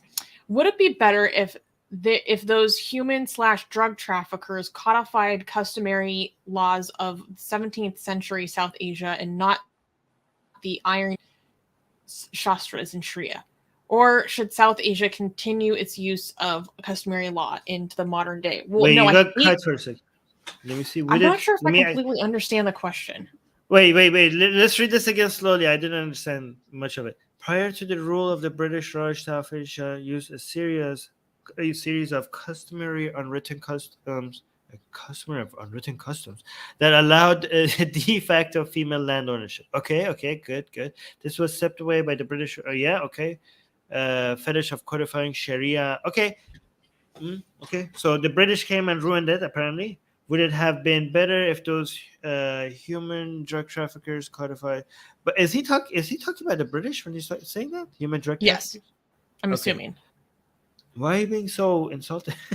like referring to the okay, not all British people, okay? Not all British people are human plus drug traffickers. No, he's talking about their role in the subcontinent at the time. Okay. Okay. Codified customary laws of the 7th century South Asia, not Aryan age. Yeah, but I think so their understanding was those laws, the superior laws of the are for us, and these are barbaric people, and they need their barbarian ways. Is that how they thought? But if those codified customary laws of 7th century. Oh, no. No, okay. No, sorry, I misunderstood. I thought you were saying codified their own laws instead of their Sharia and Shastras. No, I mean, here's the thing. You're giving us one example of one thing that might have been better, and you want us to make a general conclusion. So you're saying instead of using Sharia and Shastras, is that how you say it? The Hindu laws, right? You wanted to use 17th century South Asian law. And you're trying to make us come up with a conclusion based on one thing that might have been better for women. And I think we can't do that. No, I think it's different. So they're saying instead of taking customary laws that were present at that time and putting that into law, they took the Iron Age laws that were in religious texts and put that into law instead of what was actually contemporary to the attitudes of people at the time. So that kind of seems irrelevant to the question, because the question is, should South Asia continue its use of customary law into the modern day? No, I absolutely hate the construction of Muslim and Hindu personal laws in India in particular now. I think a uniform civil code is dearly needed. I mean, okay, so you're saying you're comparing some outdated laws with some other outdated laws instead of you say which one of these outdated laws should we use, right? Is that what he's doing? Why not just move forward into modern laws, modern? In the 17th century, what they decided to codify into law was the standards from the Iron Age instead of taking standards from the 17th century and putting that into law. Yeah, but I'm saying right now the question should not be which one of these to use. Right now we should be just going forward with way more advanced laws than any of these options. Right? Does that make sense? Mm-hmm. I think when you instead of looking at I would like to throw out both of them, please. Yeah, why would you look at a whole set of laws together and should we adapt this instead of doing an analysis on each? Right now in the modern world, they don't let's take this whole thing. Okay, they don't do that. They come up with conclusions based on studying the consequences of each law individually, and instead of coming up with conclusions based on ideology, I'm getting some echo. Based on idealistic grounds, right? They come up with they look at study, they look at research, they look at comparisons and what the laws have done in other places. That's how you do it. You don't should we use Sharia or should we use the 7th century customs? No, there's no set of laws that you should accept as a whole. Does that make sense, Susie? Yeah, no, I just turned my camera off because my my internet is being a little weird. It's better. I prefer Pixely Susie over no Susie. Oh my god! Wait, this is amazing. Can you hear me? Yes. Wait. Can you hear me? Yes. Yes. Okay, so Nobry Knob just sent me the video of Bill Jensen raging at Atheist Republic. We should watch Okay, this. Okay, but can we get you back on video? Yeah. I think it might be better if you bring up the video. So I'm going to put the link in the private chat, and then I'll come back. Okay, so there's the link. This is so exciting to me. When did this happen? Because Bill looks like such a baby in this photo. This is this he looks year. So young. No, but when Nobry Knob posted it, it's this year. But when did Bill actually do it? Because he looks a lot older now. Oh my god. So if those of you who are not aware, Bill Jensen basically is he's doing a character. I love him. I love him. Oh wait, why am I doing double speed? I forgot your minds are slow, people. This book is meant to provide to-the-point and easy-to-understand counter-arguments to many of the popular arguments made for the existence of God. Each chapter presents a short and simple explanation of the argument, followed by a response illustrating the problems and fallacies inherent in that claim. The tools offered in this book should offer you a solid foundation for building your own inquiry about the concept of God. Who is this book for? This book is written for atheists, believers, and the undecided who find the concept of God an important one to examine. Chapter 1. Science can't explain the complexity and order of life. God must have designed it to be this way. Arguably the earliest function. Harmis, I'm not your mama. I don't know what else to tell you. Chapter 2. God's existence is proven by Scripture. Many religions have certain holy books that are revered as true accounts. These are called Scripture, texts considered sacred, and either inspired or directly dictated by a deity. Many of the adherents... What is that? Is that chapter? Some unexplained events are miraculous, and these miracles prove the existence of God. Before discussing miracles in detail, it helps to have a firm definition. That video is not real. Chapter 4. Morality stems from God, and without God, we could not be good people. Religion is frequently held up as a model of correct or moral behavior. Stop sending in this video. Heal Hitler. Chapter 5. Belief in God would not be so widespread if God didn't. Why does he keep watching it if he doesn't like it? I think his viewers keep sending it to him because he's like, stop sending it. Okay. Oh my god. That was perfect. Should we watch till the end? If you want to. Okay, no, let's go on. What are you going to say?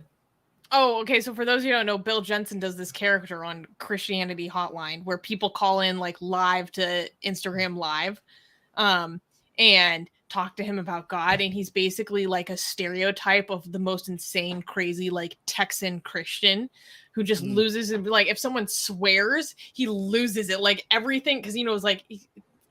It's kind of a contrast or making fun of this whole thing about Christians being such nice and pleasant people when really they're raging against all the impropriety, and he'll just scream and throw his phone, and you'll just see him raging in the background as you just it's really, really funny. Satya's here. Okay, perfect. I'm gonna post a link to the community tab. By the way, here's the thing.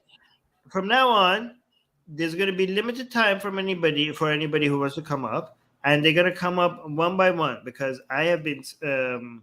Should I do one by one or should I bring everybody up at the same time? Which do you enjoy more? I think I should do one by one, so actually there's an end, or else it's going to be 3 hours. But let's bring Satya for now. Hello.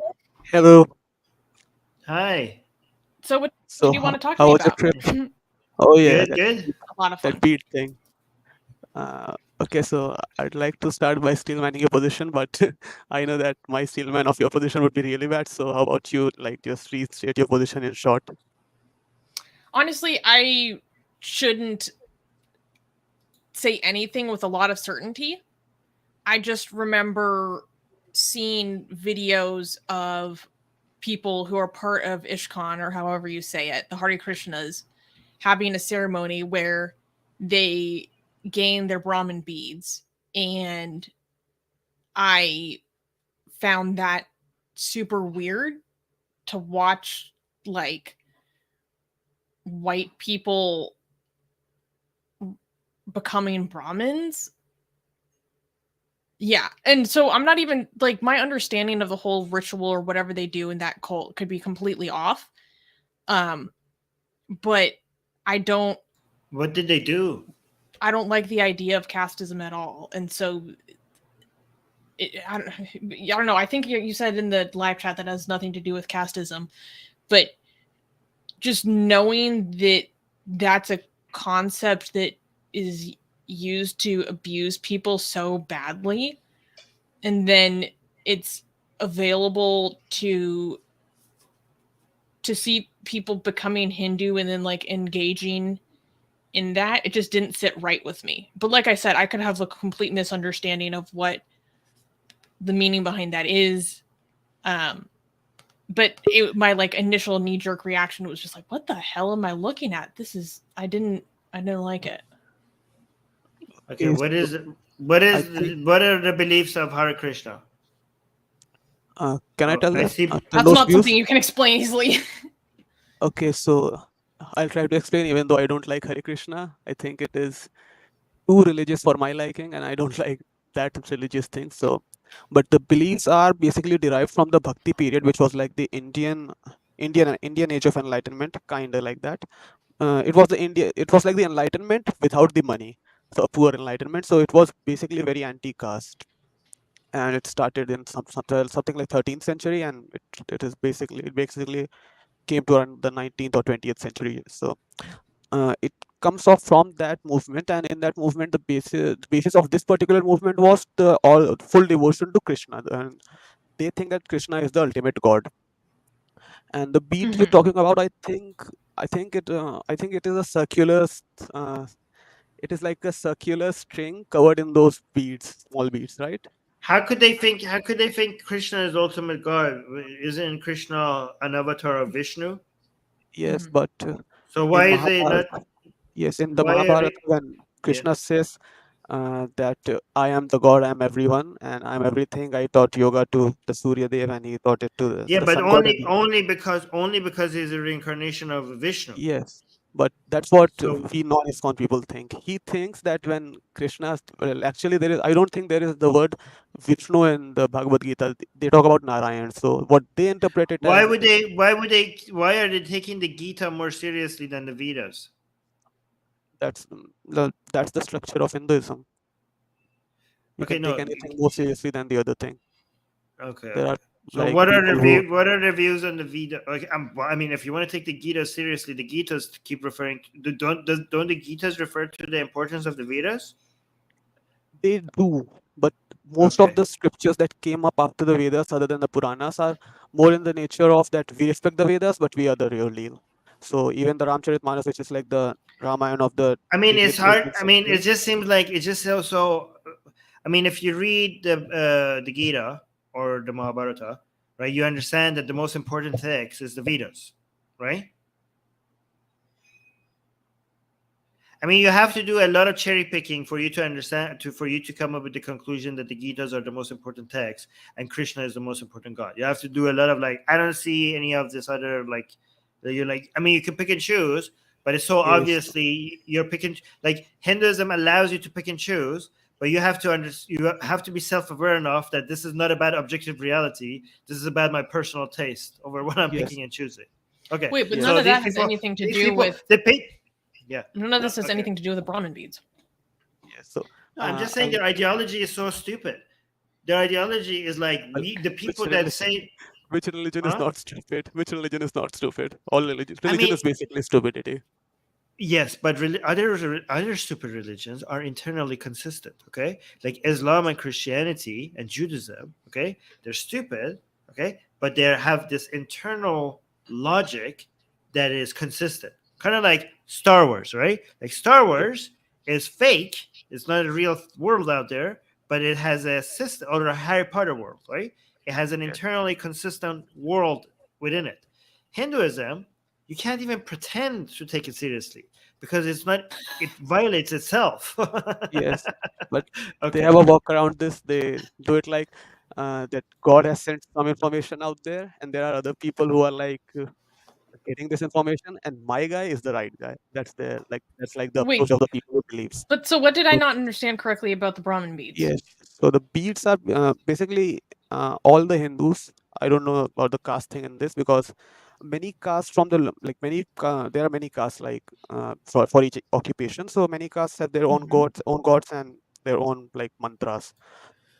Many of them do read mantras. Mantras are these verses. So those beads you're talking about, I think they are like a string covered on in those beads, right? You can hold it in your hand.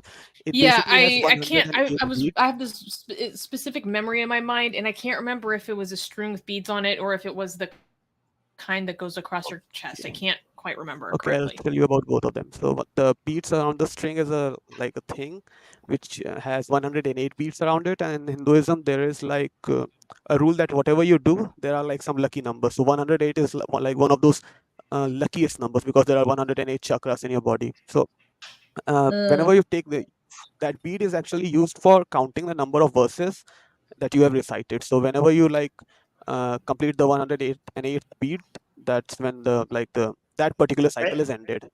And so I don't Right, think guys. that's The next person's battery is going to die soon, so let's make this fast. okay. So the thing is that this specific bead is, I don't think this specifically in itself can cause casteism. Just like feudalism has a lot to do with lands. Somebody who owning a lot of land does not mean that it is directly feudal or points to feudalism. In the same way, Of course. somebody doing his very own Brahmin practices, which he might very well be proud of, which well, I'm not a Brahmin, so I don't know, but there are like many caste practices, occupational practices which people do, which are like straightly an offshoot of religion. So I don't think that this specific practice in itself can cause casteism. But yes, of course, casteism can be caused after this. No, of course, But I'm not saying that it caused it. It just seems like a reinforcement of it.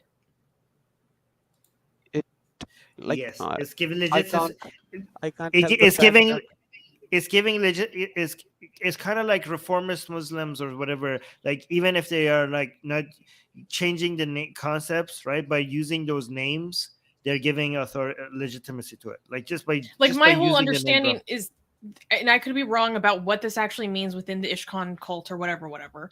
It seems like it is a form of the twice born rituals. Okay, Sarvana. Like so that's casteist. Okay, so what if people started making this? People started doing this twice born ceremony with everyone they can find, like irrespective of their caste, because there is a parallel concept in Hinduism running. Because I would like to make one thing clear, but that I cannot like judge you people for this, because I myself, being a Hindu and being an Indian, I am sometimes like I'm disgusted by these things too, because sometimes they do echo of casteism, but that's like I have to like stop it from my end. So, but the thing is that there is a parallel system running in people's mind, that there is the Varna system, which is like people will be like ranked according to their capabilities, and many people do it for that purpose too. So I don't think that judging people at that point of time is right, and that practice in itself is like casteist in its very nature. It could be an offshoot. There could be a subset in it which is like casteist, but I don't think that the whole thing can be termed casteist just because it resembles something. It's just like it just okay. It seems to me this is a very American parallel I'm about to draw. But so like for most people, Brahmin is part of your heredity. It's something that you're born into, right? So imagine having a ritual where you have a ritual where you become a white person.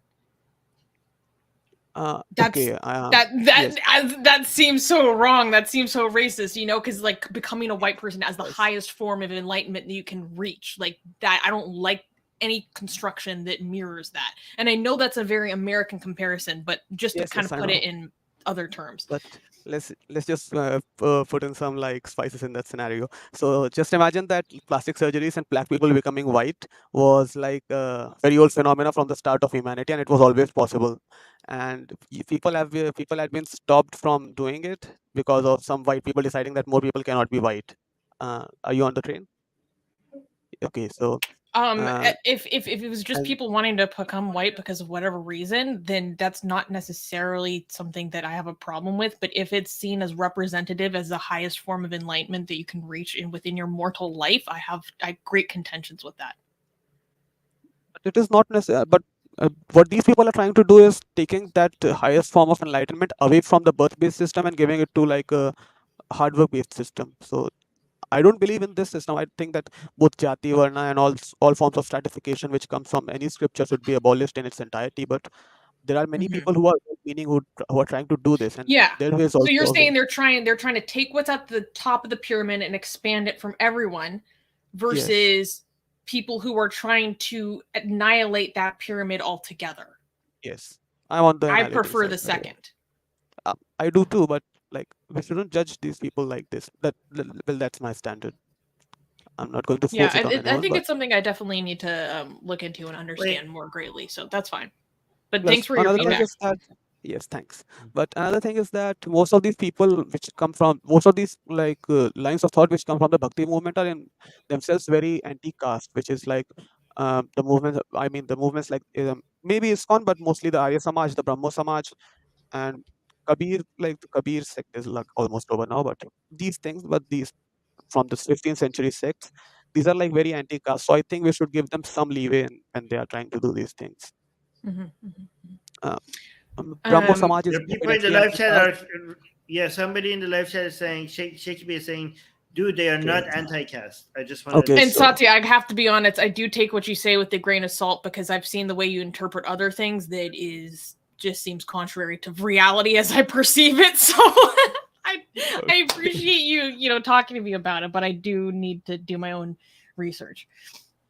Okay, so but I think like I would like to add a last point. So what do you think will happen if like, okay, we should end this, but casteism is not only happening from the Brahmin to the Shudra, it is also happening from the second least Shudra to the least Shudra. So certainly. This means that we'll have to like strip away all these practices which are like related to these like these castes. So for the Brahmins, it's going to be like praying. That's okay.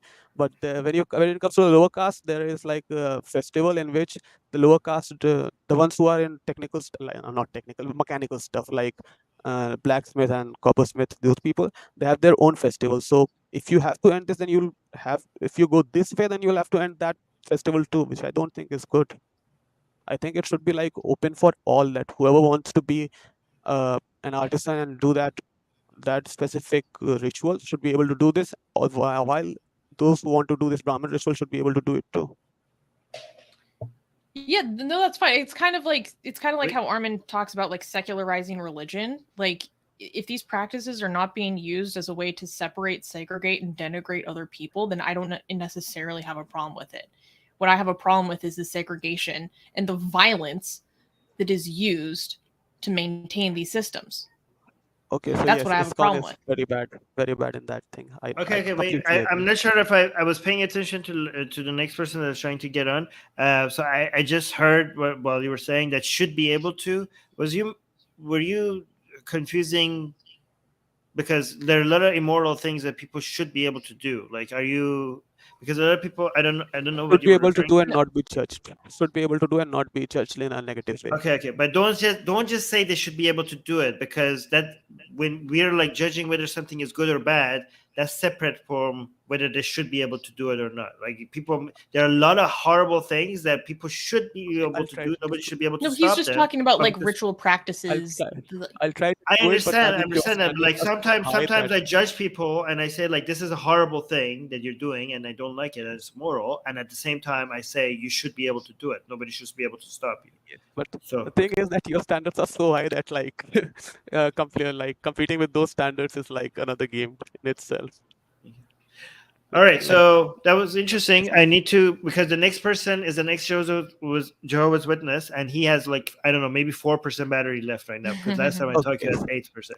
But that was interesting. So we could pick this up later. But that was interesting. Thank you, Satya. Bye. All right. Bye. All right. Where did I put? What did you do? Hi. I'm sorry. Are you still there? Brandish? Brandish? Unmute your mic. Unmute mic. Oh, no. Oh, okay. Oh, all right, I think he might have lashed him. Yeah, he did say that he'll message you on Patreon to... Yes. Yeah, so we'll hear from him. Okay. All right, then. So if you're not going to hear from Brandish, I'm going to delete the link. But it's very interesting because he's ex-Jehovah's Witness, so it would be interesting to have. But that was a lot of interesting information that we got from Satya. All right, guys, so we're going to end the stream here. This was interesting. Oh, Bread of Life is here. I replied, Bread of Life. I'm going to go on Bread of Life's channel, and she's going to do some Bible reading with me. So, Susanna we left Susanna as well. Oh, Oxymoron is here. Oh, hi. I don't know there's a lot of things happening. Hello? Oxymoron? Hi. Wait, I need to... Hi. All right, bye, Susanna. You need to go. I know. Yeah, sorry. My computer is on the fritz. So we will be doing the news show in 2 days, so I hope everyone tunes in. Yes. It's going to be real juicy. 2 days, guys. Make sure you subscribe, and we have a lot of juicy news this week. So make sure you subscribe and hit the bell notification. We're going to be there. Bye. Bye, Susie. Bye, Susanna. Bye. Okay, can I take a rest for 1 minute? A what? Okay, I am just outside. I'll just get inside the room, so my voice would be better. Okay.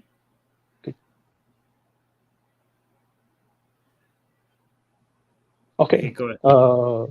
So did you hear about the caste, the temple that was being casteist, and they put Dalits as slaves in US?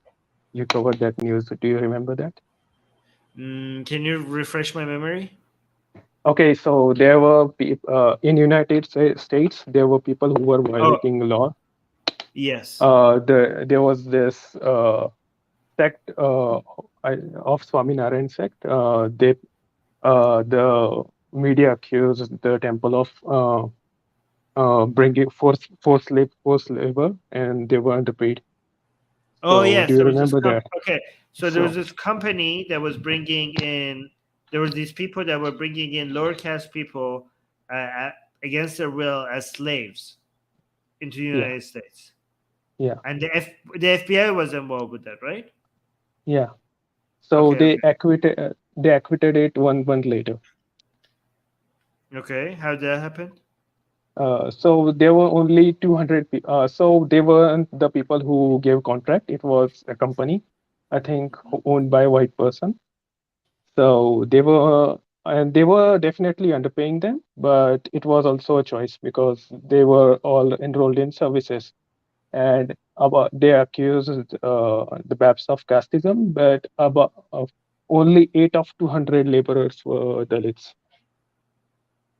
So So problem with US media is they made highlight of that, but they didn't cover the other aspect of it, that it was actually charges were framed. Well, send us the update, and we will cover it. Okay. So now I'm trying to paint a broad picture. So there's organizations like Equality Labs who have their own research about the caste. So which is actually academically very unsound. And there's research from University of Pennsylvania, which says the caste system doesn't exist. So there's this grand scheme to bring a different set of anti-discrimination law in India through UK or US by neo-Ambedkarite groups. But I'm going to understand. Do you think the caste system doesn't exist? Caste system definitely exists, but the law, they are trying to bring a certain kind of policy which would be harmful for the rest of the Hindus. Yeah, so you're talking about an overcorrection. Yeah. Okay, yes. I can see that happening because like I saw that happening when it comes to fighting anti-black bigotry, right? In the United States. Usually when you're trying to fight racism, there will be some examples of overcorrection. Yeah, there but it's much worse than that. It could go much worse than that because the Muslims and Christians are very powerful group. So they are basically trying to, I think. So you're saying that the caste system, trying to fight the caste system, is used by Muslims and Christians to they exaggerate it, and rather than being anti-caste, they're actually anti-Hindu, and they're using the caste system as a way to be to justify their anti-Hindu. They're anti-Hindu. Okay, I can see that. And you're saying there's a huge motivation behind being anti-Hindu by a lot of Christians and Jews. But okay, so I can see that happening. Okay, but I feel like a lot of people on both sides just general, instead of like looking at things on a case by case basis, they're motivated to push one side more than the other. You know what I mean? Like the side that is pro-Hindu might dismiss all casteist accusations, or the vast majority of them, as being just anti-Hindu and nothing to see here, right? And maybe the other side, like maybe the Muslim and the Christian side, would just accept any casteist narrative as legit and just go with it without being like, for example, if your story is like, we try not to do this here, right? So if you're saying that story that we covered is now been acquitted and there was nothing to see there, I want to make sure that we cover the correction so that we're not just like being dogmatically one-sided. Do you know what I mean? Yeah. So but I'm much more. Do you feel like you might be more one-sided yourself? Like, okay, would you be interested? So I have a lot of biases, but when it comes to data, I generally rely on data. So basically, there's a lot of data that they are manipulating the facts because I actually have a different. So can you do a comparison between Pew Research in India and Pew Research of US to display the parity of display different kind of dynamics Hindus and Muslims have, and how Americans and Muslims have? Wait, say that again. Can you do a comparison between Pew Research of India about caste and religion, then Pew Research of then University of Pennsylvania research about Hindus in general, and the Equality Lab research? Are you saying you don't trust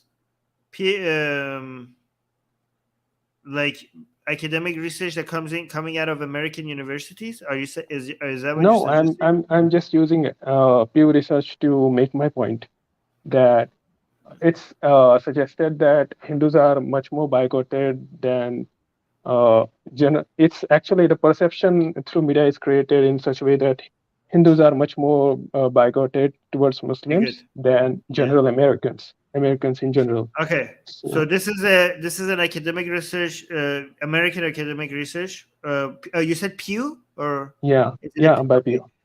Okay, it's by Pew. That you're saying it suggests that Hindus are more anti-Muslim bigoted than Americans are. No, the Americans in general are much more bigoted against Muslims. Americans are more bigoted against Muslims than Hindus. That's what you're saying. Yeah. Okay. Then it also tries to. It also made research about the caste.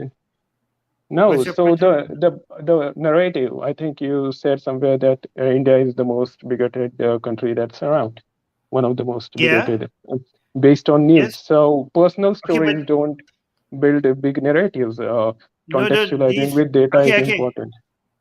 Okay, but this doesn't contradict each other. They do, because I think, let's say organize. No, it doesn't. Because I thought, okay. So you exhausted all possible, like so based on data, that we've seen that could be wrong. I said based on this data, India is the most bigoted country in the world. Okay, you're saying that you have a study that shows Americans are more anti-Muslim when it comes to bigotry than Hindus. You think what you're saying contradicts what I'm saying? It doesn't. It kind of does, because the way the research is structured is very different. So the research was about the racism. I think the India is most racist country. Hold on. I'm not against racism as such, completely against racism, because it is kind of physiology. Did you just say you're not against racism? I'm confused. Okay, so my idea of racism is very different than yours, because there's certain history associated with colorism and racism. So I think racism is physiological process. Generally, we have been racist all along. So it's quite natural phenomena. So is rape. Yeah, but as long as it doesn't. Are you anti-rape? No. Oh yeah, you're not anti-rape. No, I am anti-rape. Okay. Unless it is in certain, unless you are doing it in certain circumstances. Like I'm fine if. I'm fine with armies doing it as part of this military strategy to control the population and all. I mean, it's horrible. The act itself is horrible, but then if you are on war, you are on war. You're fine. Did you just say that you're fine with rape if it's used as a strategy in war? Yeah, so in war, people kill too. People also kill in war. So yes, are you anti-killing in war? So it's about practical considerations. Rape as political tool is political consideration there. So there's something like justification. There's something like wishful thinking. So do I wish nobody gets raped? Yes. There's something called justification, that under certain circumstances you should be killed. You can't do that. Do you understand that just because things are going to happen does not mean that we have to say that it's okay that they happen? That doesn't mean that they're okay, that we're okay with them. But then this is like idealism versus realism. So you are just no. You can, okay, I could say it's horrible to murder somebody. If I say murdering innocent people is immoral, that doesn't mean that I think there will be no murder happening. You think when I say murdering innocent people is immoral, that doesn't mean that I'm naive enough to think my view that murder is immoral suggests that we will be living in a murder-free world. So you're saying that you're fine. You're saying that you're fine with racism and rape because they are facts of life. Well, there are facts of life that are immoral. Calling them out and calling them immoral and unethical does not mean that we think that they will not happen. This is like you are justifying the most heinous crimes just because, like, you could, based on your line of reasoning, we could justify genocide. We could justify all sorts of war crimes just because there are facts of life that they will continue to happen. It makes no sense. Like what you're saying makes no sense. Calling something as immoral does not mean that we think it will never happen. You think you're being more rational and realistic than other people because you failed to recognize rape and racism as unethical just because it will continue happening? No. So my point is, I wasn't. It isn't about the morality. The act would be still immoral, But if I were to, or if I was in position of power, you said you're okay. What does it mean to be okay with racism and rape? As long as you said you're okay with it. Yeah, so racism can be anything, no? So because preferring certain kind of skin color is also racism in some form. Well, I didn't understand. Can you repeat that? Preferring certain kind of skin is also racism. Preferring certain kind of animal could be speciesism. So we're specifically as long as it isn't causing great harm, I think it's okay. Racism does cause great. Okay, racism will cause great harm. Preferring so certain aspects of racism would cause more harm.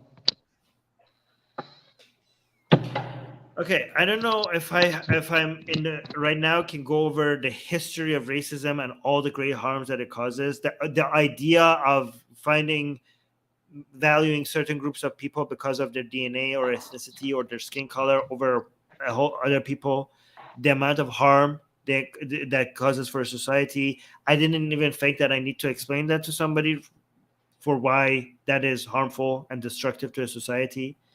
Not judging people based on their merit or based on their based on their qualities, and judging them and evaluating them and ranking them based on biological traits that they had no control over. The fact that how destructive that is to a society.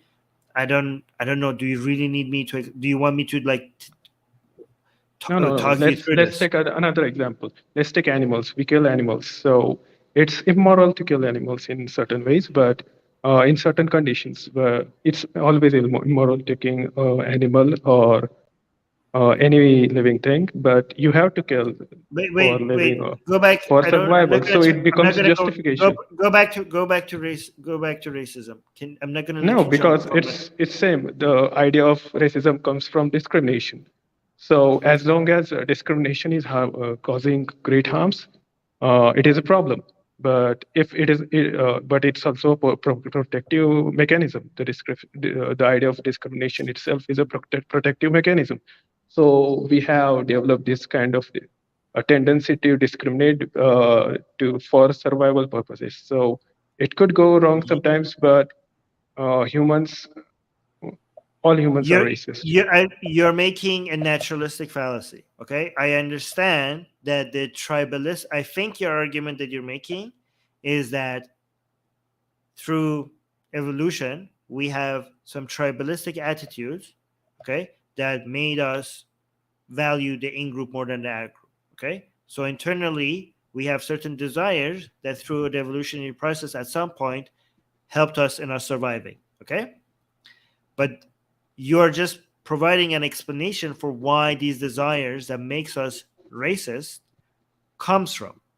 The explanation from where this comes from does not justify it. If you think you could provide a natural explanation from where our desires come from, explains it, you're making a very, very common logical fallacy called, which is referred to as appeal to nature. Okay, and based on your justification, I thought I've seen people make this argument every time. And what I did every time was use the same argument to see if they could justify rape. And usually when I make that, they back off and okay, you're right. Just because there's a natural explanation for certain desires, that does not justify it. And they back off. You're the first person that were like, okay, yes, rape as well. You're justifying rape as well. So... but again, doesn't explanation become a justification?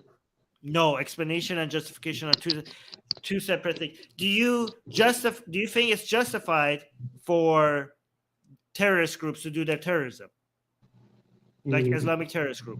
So I have. No, answer me. Answer me. So there's some. No. Answer me. Let's no. Yes or no? Yes or no? No. No. Okay. But I could explain to you, right? Like I could go through their lives. I could go through their upbringings. I could go through the brainwashing that they had to go through as a kid, and I could come up with an explanation for why these people became terrorists. Okay. Like so much so that it sometimes becomes predictable based on their environments and things that they were exposed to, that they ended up in that path. That explanation of why these people became terrorists is not a justification for it. It's just an explanation. So don't confuse explanations with justifications. Dude, I think there's 3 levels. I think there's wishful thinking, there's explanation, and there's justification. So under certain circumstances, explanation can become justification. Like I said, in when I justified sexual assaults at the time of war. So is this YouTube friendly? Are we going to survive this? Just YouTube, we're like, I'm against this. Are you listening to yourself? You're justifying sexual. How could you possibly say I'm justifying sexual violence? Like, who says that? Okay. How is killing more horrible than sexual exploitation? Okay. Killing a person. You're doing whataboutism. I'm not justifying either. Am I justifying one of them? Yeah, so the wars are justified. Throughout history, they have been justified. They are wrong, they are immoral, but they are justified for sake of greater good. Okay. Explain to me how sexual violence could be used for a greater good. If the society... Actually, no, wait, don't. I might get in trouble for this. So basically, that's what the Muslim invasion did to India. I think people are very sensitive about it. Who did that to India? Yeah, so basically, Muslim invaders generally used to... and you think that was justified? Wait, you're Hindutva, and you think when Muslims using sexual violence in India, you think that's justified? I think you're going to lose your Hindutva card. I think as a political tool, it is very much justified. It's not moral, but it's as a political tool, when you are at war, it's very much justified. Especially if you want to conquer something, and this is going to happen. This is not just Muslims don't do it. Every single army does it. So this to shut people down, to put them in places, to cause terror. So I'm just asking the question: do you think people justify killings in war? Have they not been justified? You are being just too sensitive about sexual. I'm not going to go through the animal. Hold on. Let me tell you. Okay, you're saying every society, like people have done this for a long time. Okay, yeah, but we could call them all out. Just because everybody has done, I don't know why you're doing appeal to like popularity or appeal to numbers. Okay, here's. Let me actually respond to you like this. Okay, if it was a fact, an unavoidable fact, okay, that these things were going to happen in history, okay, and there's no stopping it. Like this is part of history, part of nature, and we can't just wish them away. Okay, I'm going to grant you that. Okay, why can't you also grant me that us modern people, enlightened people, people with higher moral standards are also an unavoidable fact, a part of history that is there to call this crap out? You're saying it's wishful thinking for us to think that all this immoral stuff wouldn't happen. Okay, I would say it would be wishful thinking on your part for you to think that humanity will at one point would not progress enough to call this stuff out as immoral and to want to do better. We are also part of it. People like me are also part of history, a better part of history, and you could also be a better part of history. Okay, so there's a problem with your thinking because I put myself in that position. So what happens is when you have more resources or very different condition, you see it in very different lenses. So basically, today's people are tomorrow's people will see animal killing horrible, but at that point of time, it's in that scenario, it's very much justified to kill an animal.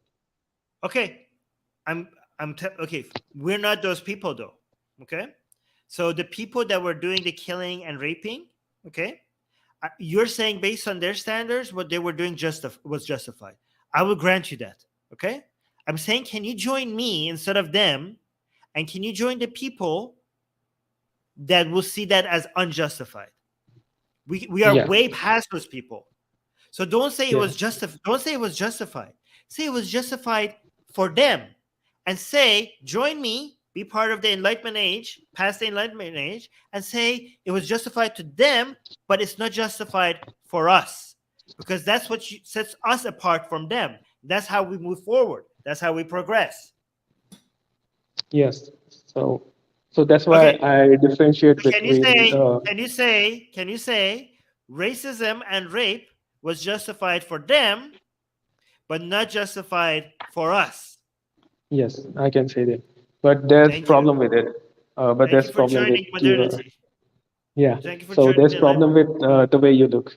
So there's something I think it's about the factors. So basically, how I see society is how Hindus were treating Muslims during invasion, and how Muslims were treating Hindus during invasion. So there was no reciprocation from Hindu side on at least on same level as for Muslims, what they were doing to Hindus during Islamic invasion.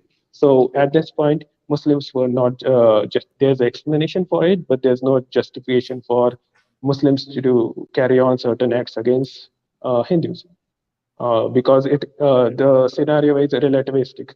So justification, idea of justice is very relativistic for me.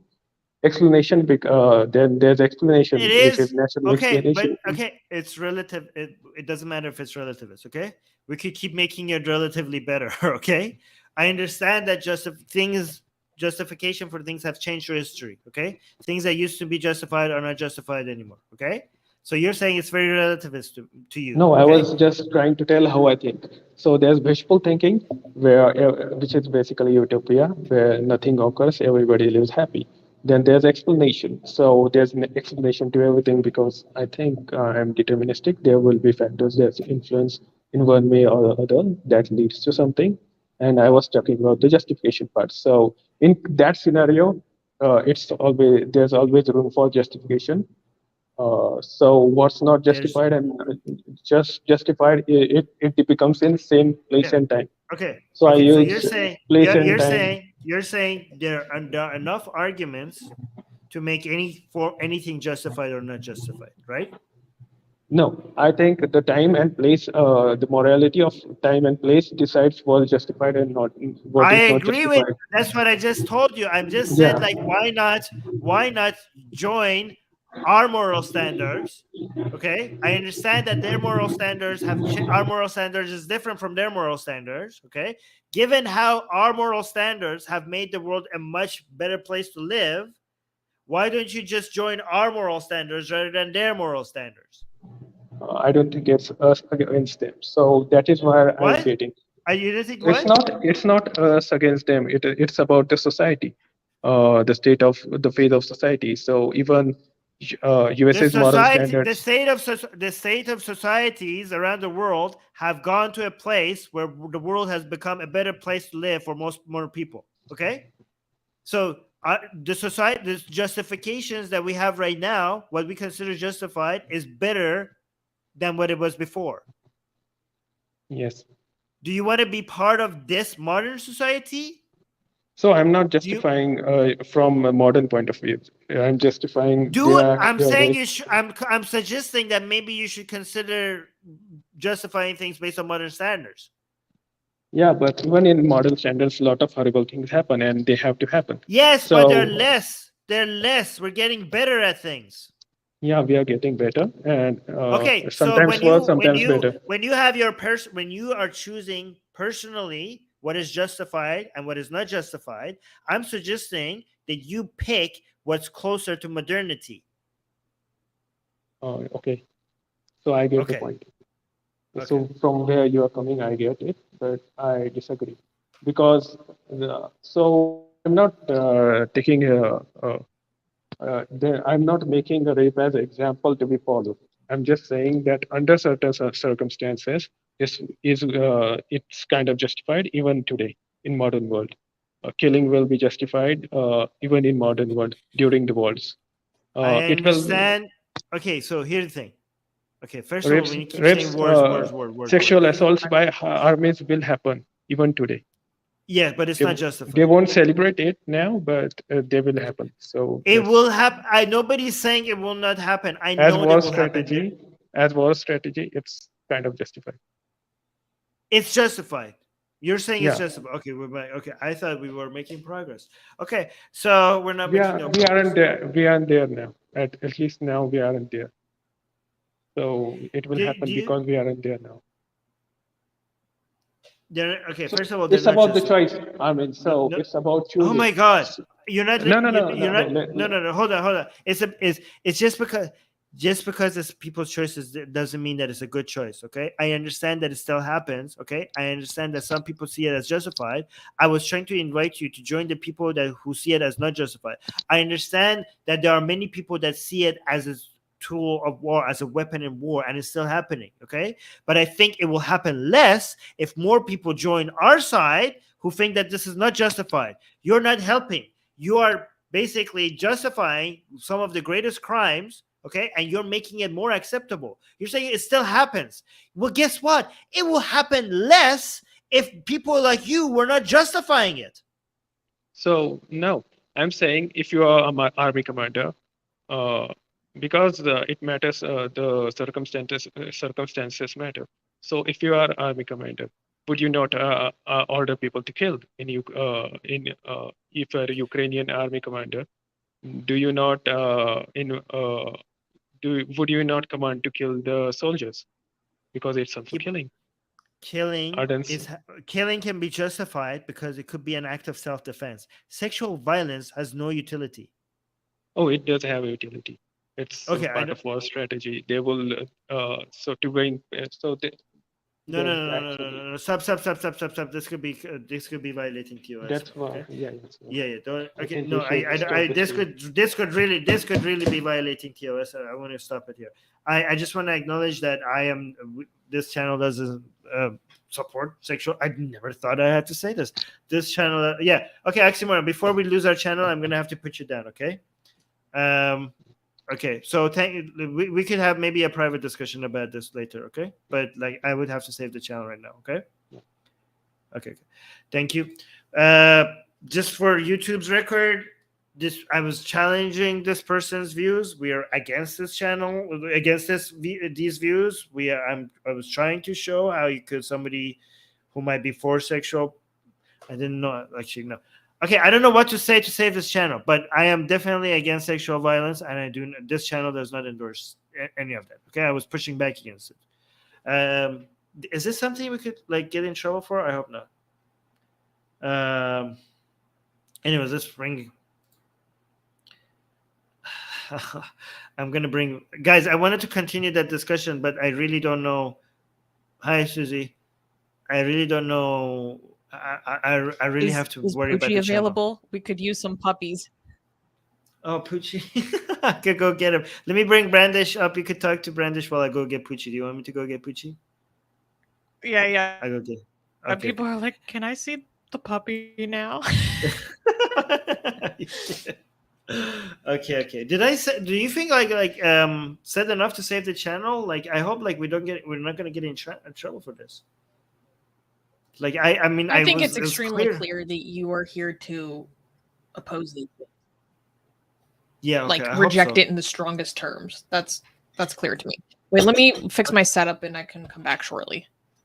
Wait. Okay. You go get the puppies. I'm just gonna fix. Wait, no, we're gonna leave Brandish. No, somebody needs to speak. Word.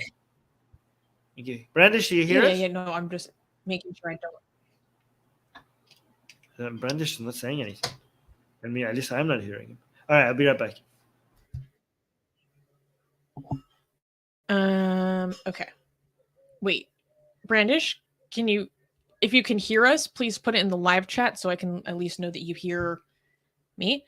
Okay, so you can hear us and you're not muted. Are you trying to talk? Please type in the chat if you're trying to talk. I don't know why, but I can't speak in live. This is so weird. I don't know if it's available. I think you're on your phone, but there should be a little bar at the bottom of the screen for settings, and maybe you can switch the microphone, so that might be able to help. Because you said that you wanted to share your story of leaving the Jehovah's Witnesses, and I think that would be an excellent palate cleanser after that discussion. I can hear sound. Does that work? Can you say something? Hello? Hello? Hello? Yes, we got you. Hi. Hi. I Hey, couldn't find hello. Pushy, but I found Nala. Oh, he's so cute. Hi. How you guys going? Nice to meet you guys. Okay, wait. Let's just get a full. We're just gonna take a moment to get a full. Yeah. No, I just want a moment to enjoy the puppy, and then we can move on. Okay. Just look at this pureness. Yes. Look at that love. Oh yes. We got to restore to normality after that. See? Okay. People are like, oh, thank you. Yeah. Okay, sweet. Well, thank you for joining and supporting us as a member. What did you want to share about yourself today? You want to go down? I didn't. Happy to share how I left the JWs. To be honest, I was just shopping, and then on my phone the notification came up that this was a live stream. Yeah. So I was like, oh, I'll join, and then I was like, oh, I'm talking with Armin. Okay, cool. And Susie too. So yeah, okay. Where do I start? So I grew up in the JWs, and I'm a third generation. So my grandfather was in it, and then my parents were in it, and then I was born into it. And then as I was getting older, funnily enough, I wanted to become more devout. So like we were all singing a hymn, and it was called, ironically, "Make the Truth Your Own." And so I had doubts and stuff about like evolution and stuff because I've always read science ever since I was a kid and stuff like that. Just aside, I might have to turn my car on because for some reason the battery is just dying. So is that too loud? No, In it's the fine. background? No, we can hear you fine. Okay, sick. So yeah, I grew up, and then I was, just going through doubts because they're like anti-science, anti-evolution, and then they have all these publications that you've probably seen that they hand out at the carts and stuff like that. Mm-hmm. And I started to read it, and funnily enough, I started like looking up the references for all of the scientists they're quoting, and then one thing led to another, and then I realized, oh shit, it's actually true. And then one domino fell, another one, and then because it's never like one thing that makes you leave, but then eventually, like after lots of things, like especially because of how homophobic they are, I was like, how could how could God create these people and then punish them for it? And the other thing was, I can't remember my exact train of thought, but my brother is autistic, and the perspective of how they would treat him and that he was broken and things like that, I somehow, and not to equivocate the two because it's completely different, but when I was in the mindset of being a JW, I kind of saw how Aaron turned out, my brother, and then it was like, well, he didn't choose this, and these people haven't chosen this either, so how come my brother gets a pass but these people don't? Like, it just doesn't make any sense. And then I see what you mean. Yeah, like it doesn't make sense unless you have the context, and if you have the really, really sheltered like worldview of like what are gay people except like people that God hates. And yeah, like, and then I eventually left. I lost all my connection, like family, friends, and they all like I'm an apostate, so you came out and told them, and they know that you left and then they shunned you? So what happened was, because I'm kind of giving an overview, there's a lot of detail in it. But what happened for me was my parents didn't want me to get baptized until I could actually make a consensual decision, because the convention is that they just baptize you as young as possible, because it locks you in as a JW, and then all of the shunning can take place. Like, they have the scriptural grounds to start shunning you. But because I was never baptized, it doesn't fully apply to me, but they still will act upon it. They just treat you as if you are shunned, or that you are misguided and misled and all that sort of stuff. So I was... I'm sorry to hear that. It's kind of... Sorry, what was that? I'm sorry to hear that. Oh, yeah, thank you. It was weird because when I grew up, like, my parents, even though they showed me a lot of love and a lot of affection, and I couldn't have asked for better parents, because of how the JW ideology is set up, you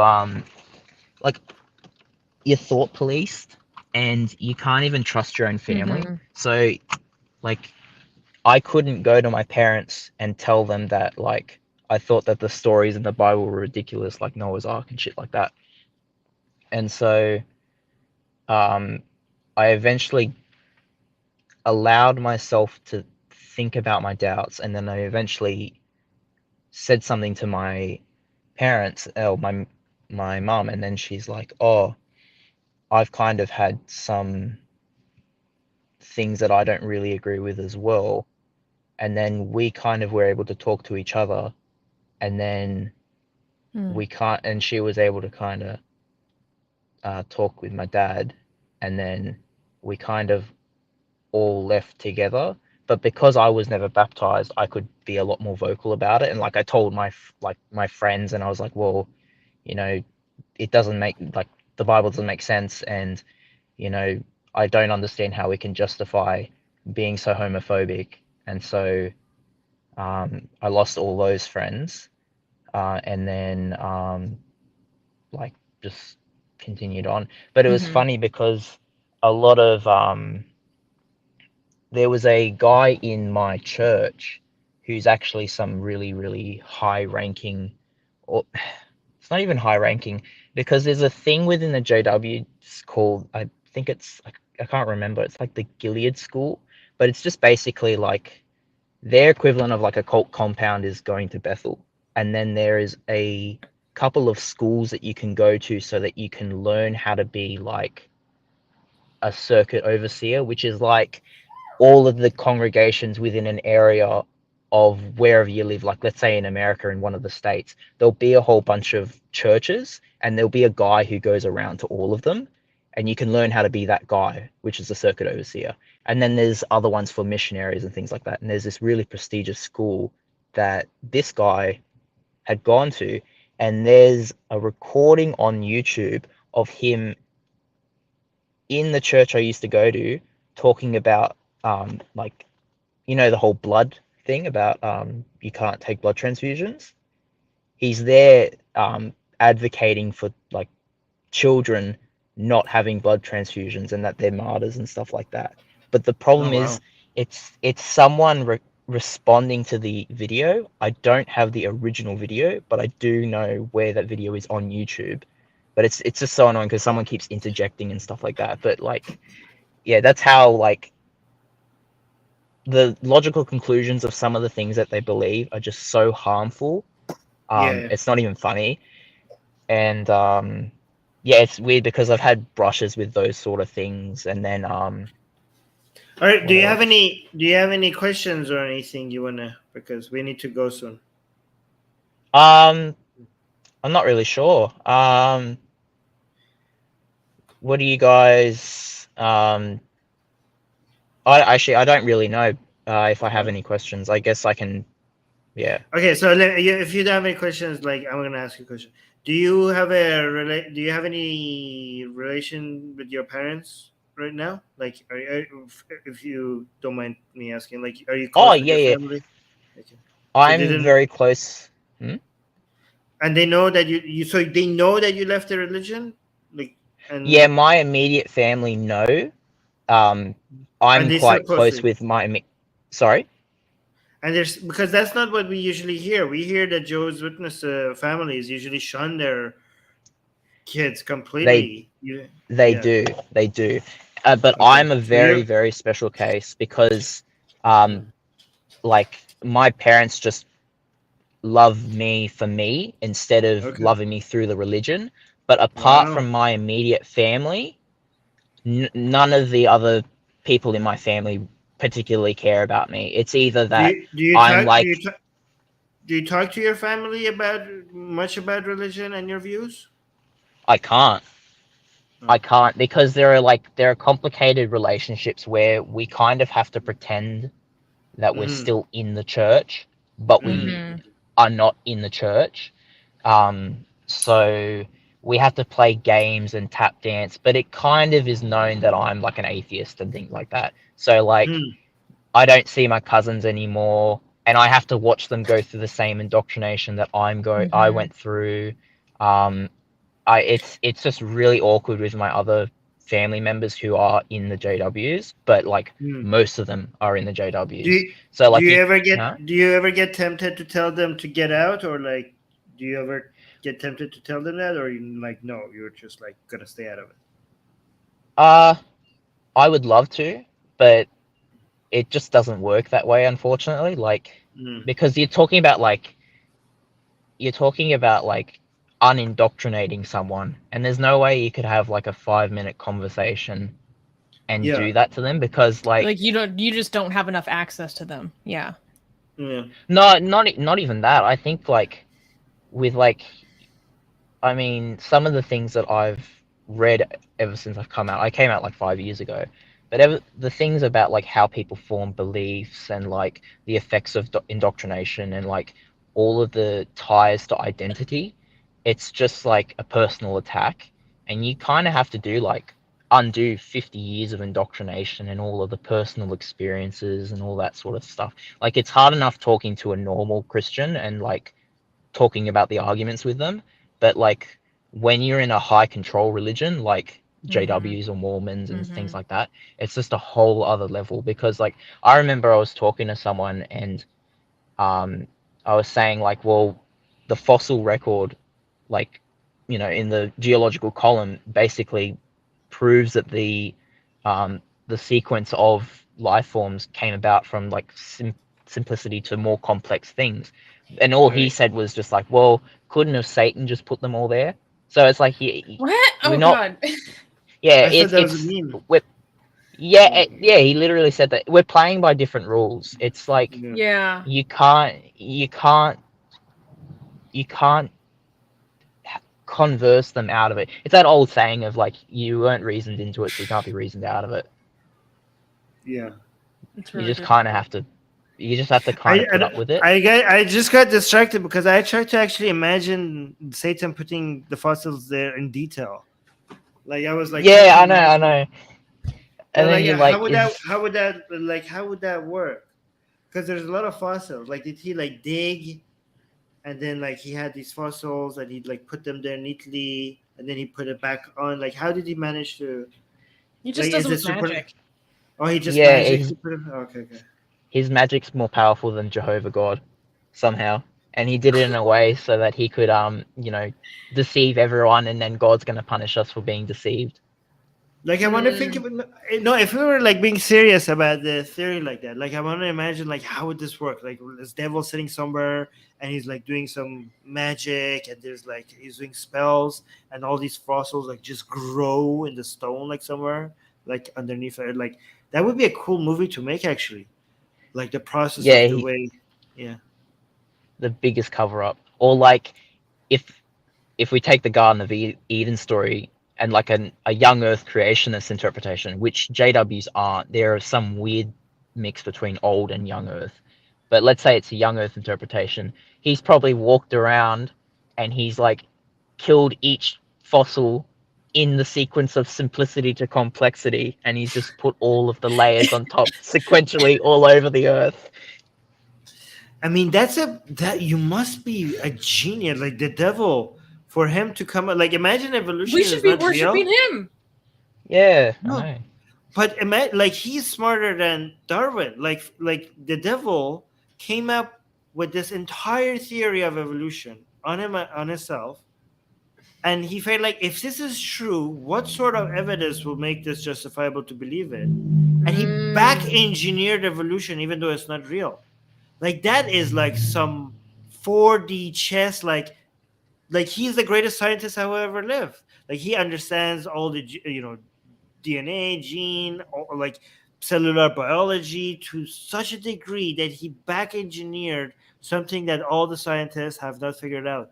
Like that, do you understand the level of genius and knowledge that you need to have to be able to pull off such a conspiracy? It's amazing. Like, impressive. And not only that, like, he's put like defects in our own genes that make it look like we evolved, like the vitamin C gene that's switched off and we can't use, and all of the what's it called, the vestigial parts of our anatomy, and all of the similarities to all the mammals on Earth, and all the different things like that. Like, yeah, I've thought about it so much, and the worst thing is that plays into their ideology, because they'll just say exactly what you've said, but they'll think it justifies their position and somehow evidence that it is actually true, and that this is actually what has occurred, because Satan's the great deceiver and he's trying to take you away from God, and it's just it's bulletproof because it's unfalsifiable. So like you can't do anything, or like okay. Let me thinking about like. Go on, you go. Oh, I was gonna say, even just thinking about how because I've had this conversation too. You just have to ask, like, so when God made all the animals, why did he make them with, like, toxins that like clot your blood and you die, or like parasites and things like that? And then it's like, oh well, it was because of the fall. It's like, well, does that mean that because of the fall, all of these animals just suddenly grew all these weapons and like defense mechanisms and things like that? Because I don't remember us getting anything like that because of the fall, and I don't understand why the animals are mutating this way. Like, did God make them this way? Or I mean, you're moral and you're trying to understand God's perfect mind. Yeah, I know. Stay in your lane. Stay in my lane. Yeah. So if I was putting my religious hat on, is like, I would say this is the arrogance of mankind trying to comprehend the incomprehensible. Like, so that's what I would say. How dare you, Brandish? Yes. Yeah, how dare I? How dare I? And it even says in the book to use your mind. How dare I use the mind that God gave me to think that maybe he fucked up. But also, I just want to also clarify that one thing us atheists don't understand is that we keep thinking that religious people have a reason they're looking for justifiable beliefs. Okay? They're not. And like a lot of times, like, we're arguing with them, rationally trying to explain to them why their beliefs are wrong, as if they are choosing their belief based on, like, they have the need to find the truth, and that's what they're satisfied. And so we get confused why we're not getting a reaction, but we're the ones who are confused. Their intention is something else. Their intention is not to figure out what is real. Their intention is to belong into a community. Their intention is to be part of a society. Their intention is to be accepted, to be considered as normal, to not be shunned, okay, to feel a sense of significance, to feel a sense of association. Those desires are being satisfied. The desire to know the truth, that's not the desire that is being satisfied with those beliefs. So because we want to know the truth, and we think they will also want to know the truth with their beliefs, we keep telling them where's the evidence, and we couldn't get confused for why they're not responding to us. They're responding to a completely different need. And technically, actually, they are being rational. Okay, because they are true. successfully satisfying those desires with these beliefs. So and it's rational given the assumptions that they have from their religion, like God exists and things like that. And if you build up from that foundation, then yes, they are being rational. I mean, it's not rational in the sense that their beliefs are rational. It's rational in the sense that to satisfy some of the most important desires that mankind has, especially the sense of belonging, right? These beliefs, these are, in fact, the more ridiculous they are, the better they are. Okay, because especially when it comes to the rituals, okay, because for tribes to cooperate with each other, right, they need to show a sense of loyalty. Okay, so the more you do the rituals that are out there and costly to you personally, the more you're signaling to your tribe that you are putting the tribe ahead of yourself. So you're signaling to your tribe that you're going to be loyal to the tribe, right? And this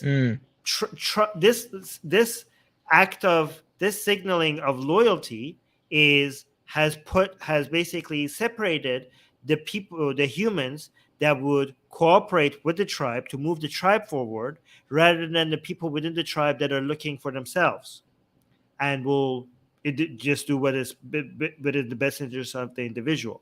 So even though individually these beliefs don't make any sense, from a utility to the tribe perspective, it made complete sense for you to have beliefs that are tests to test your association, and rituals that test your loyalty. Do you know what I mean? Yeah, no, I would totally agree with that. And like it would add to the social cohesion and the trust between everyone and things like that.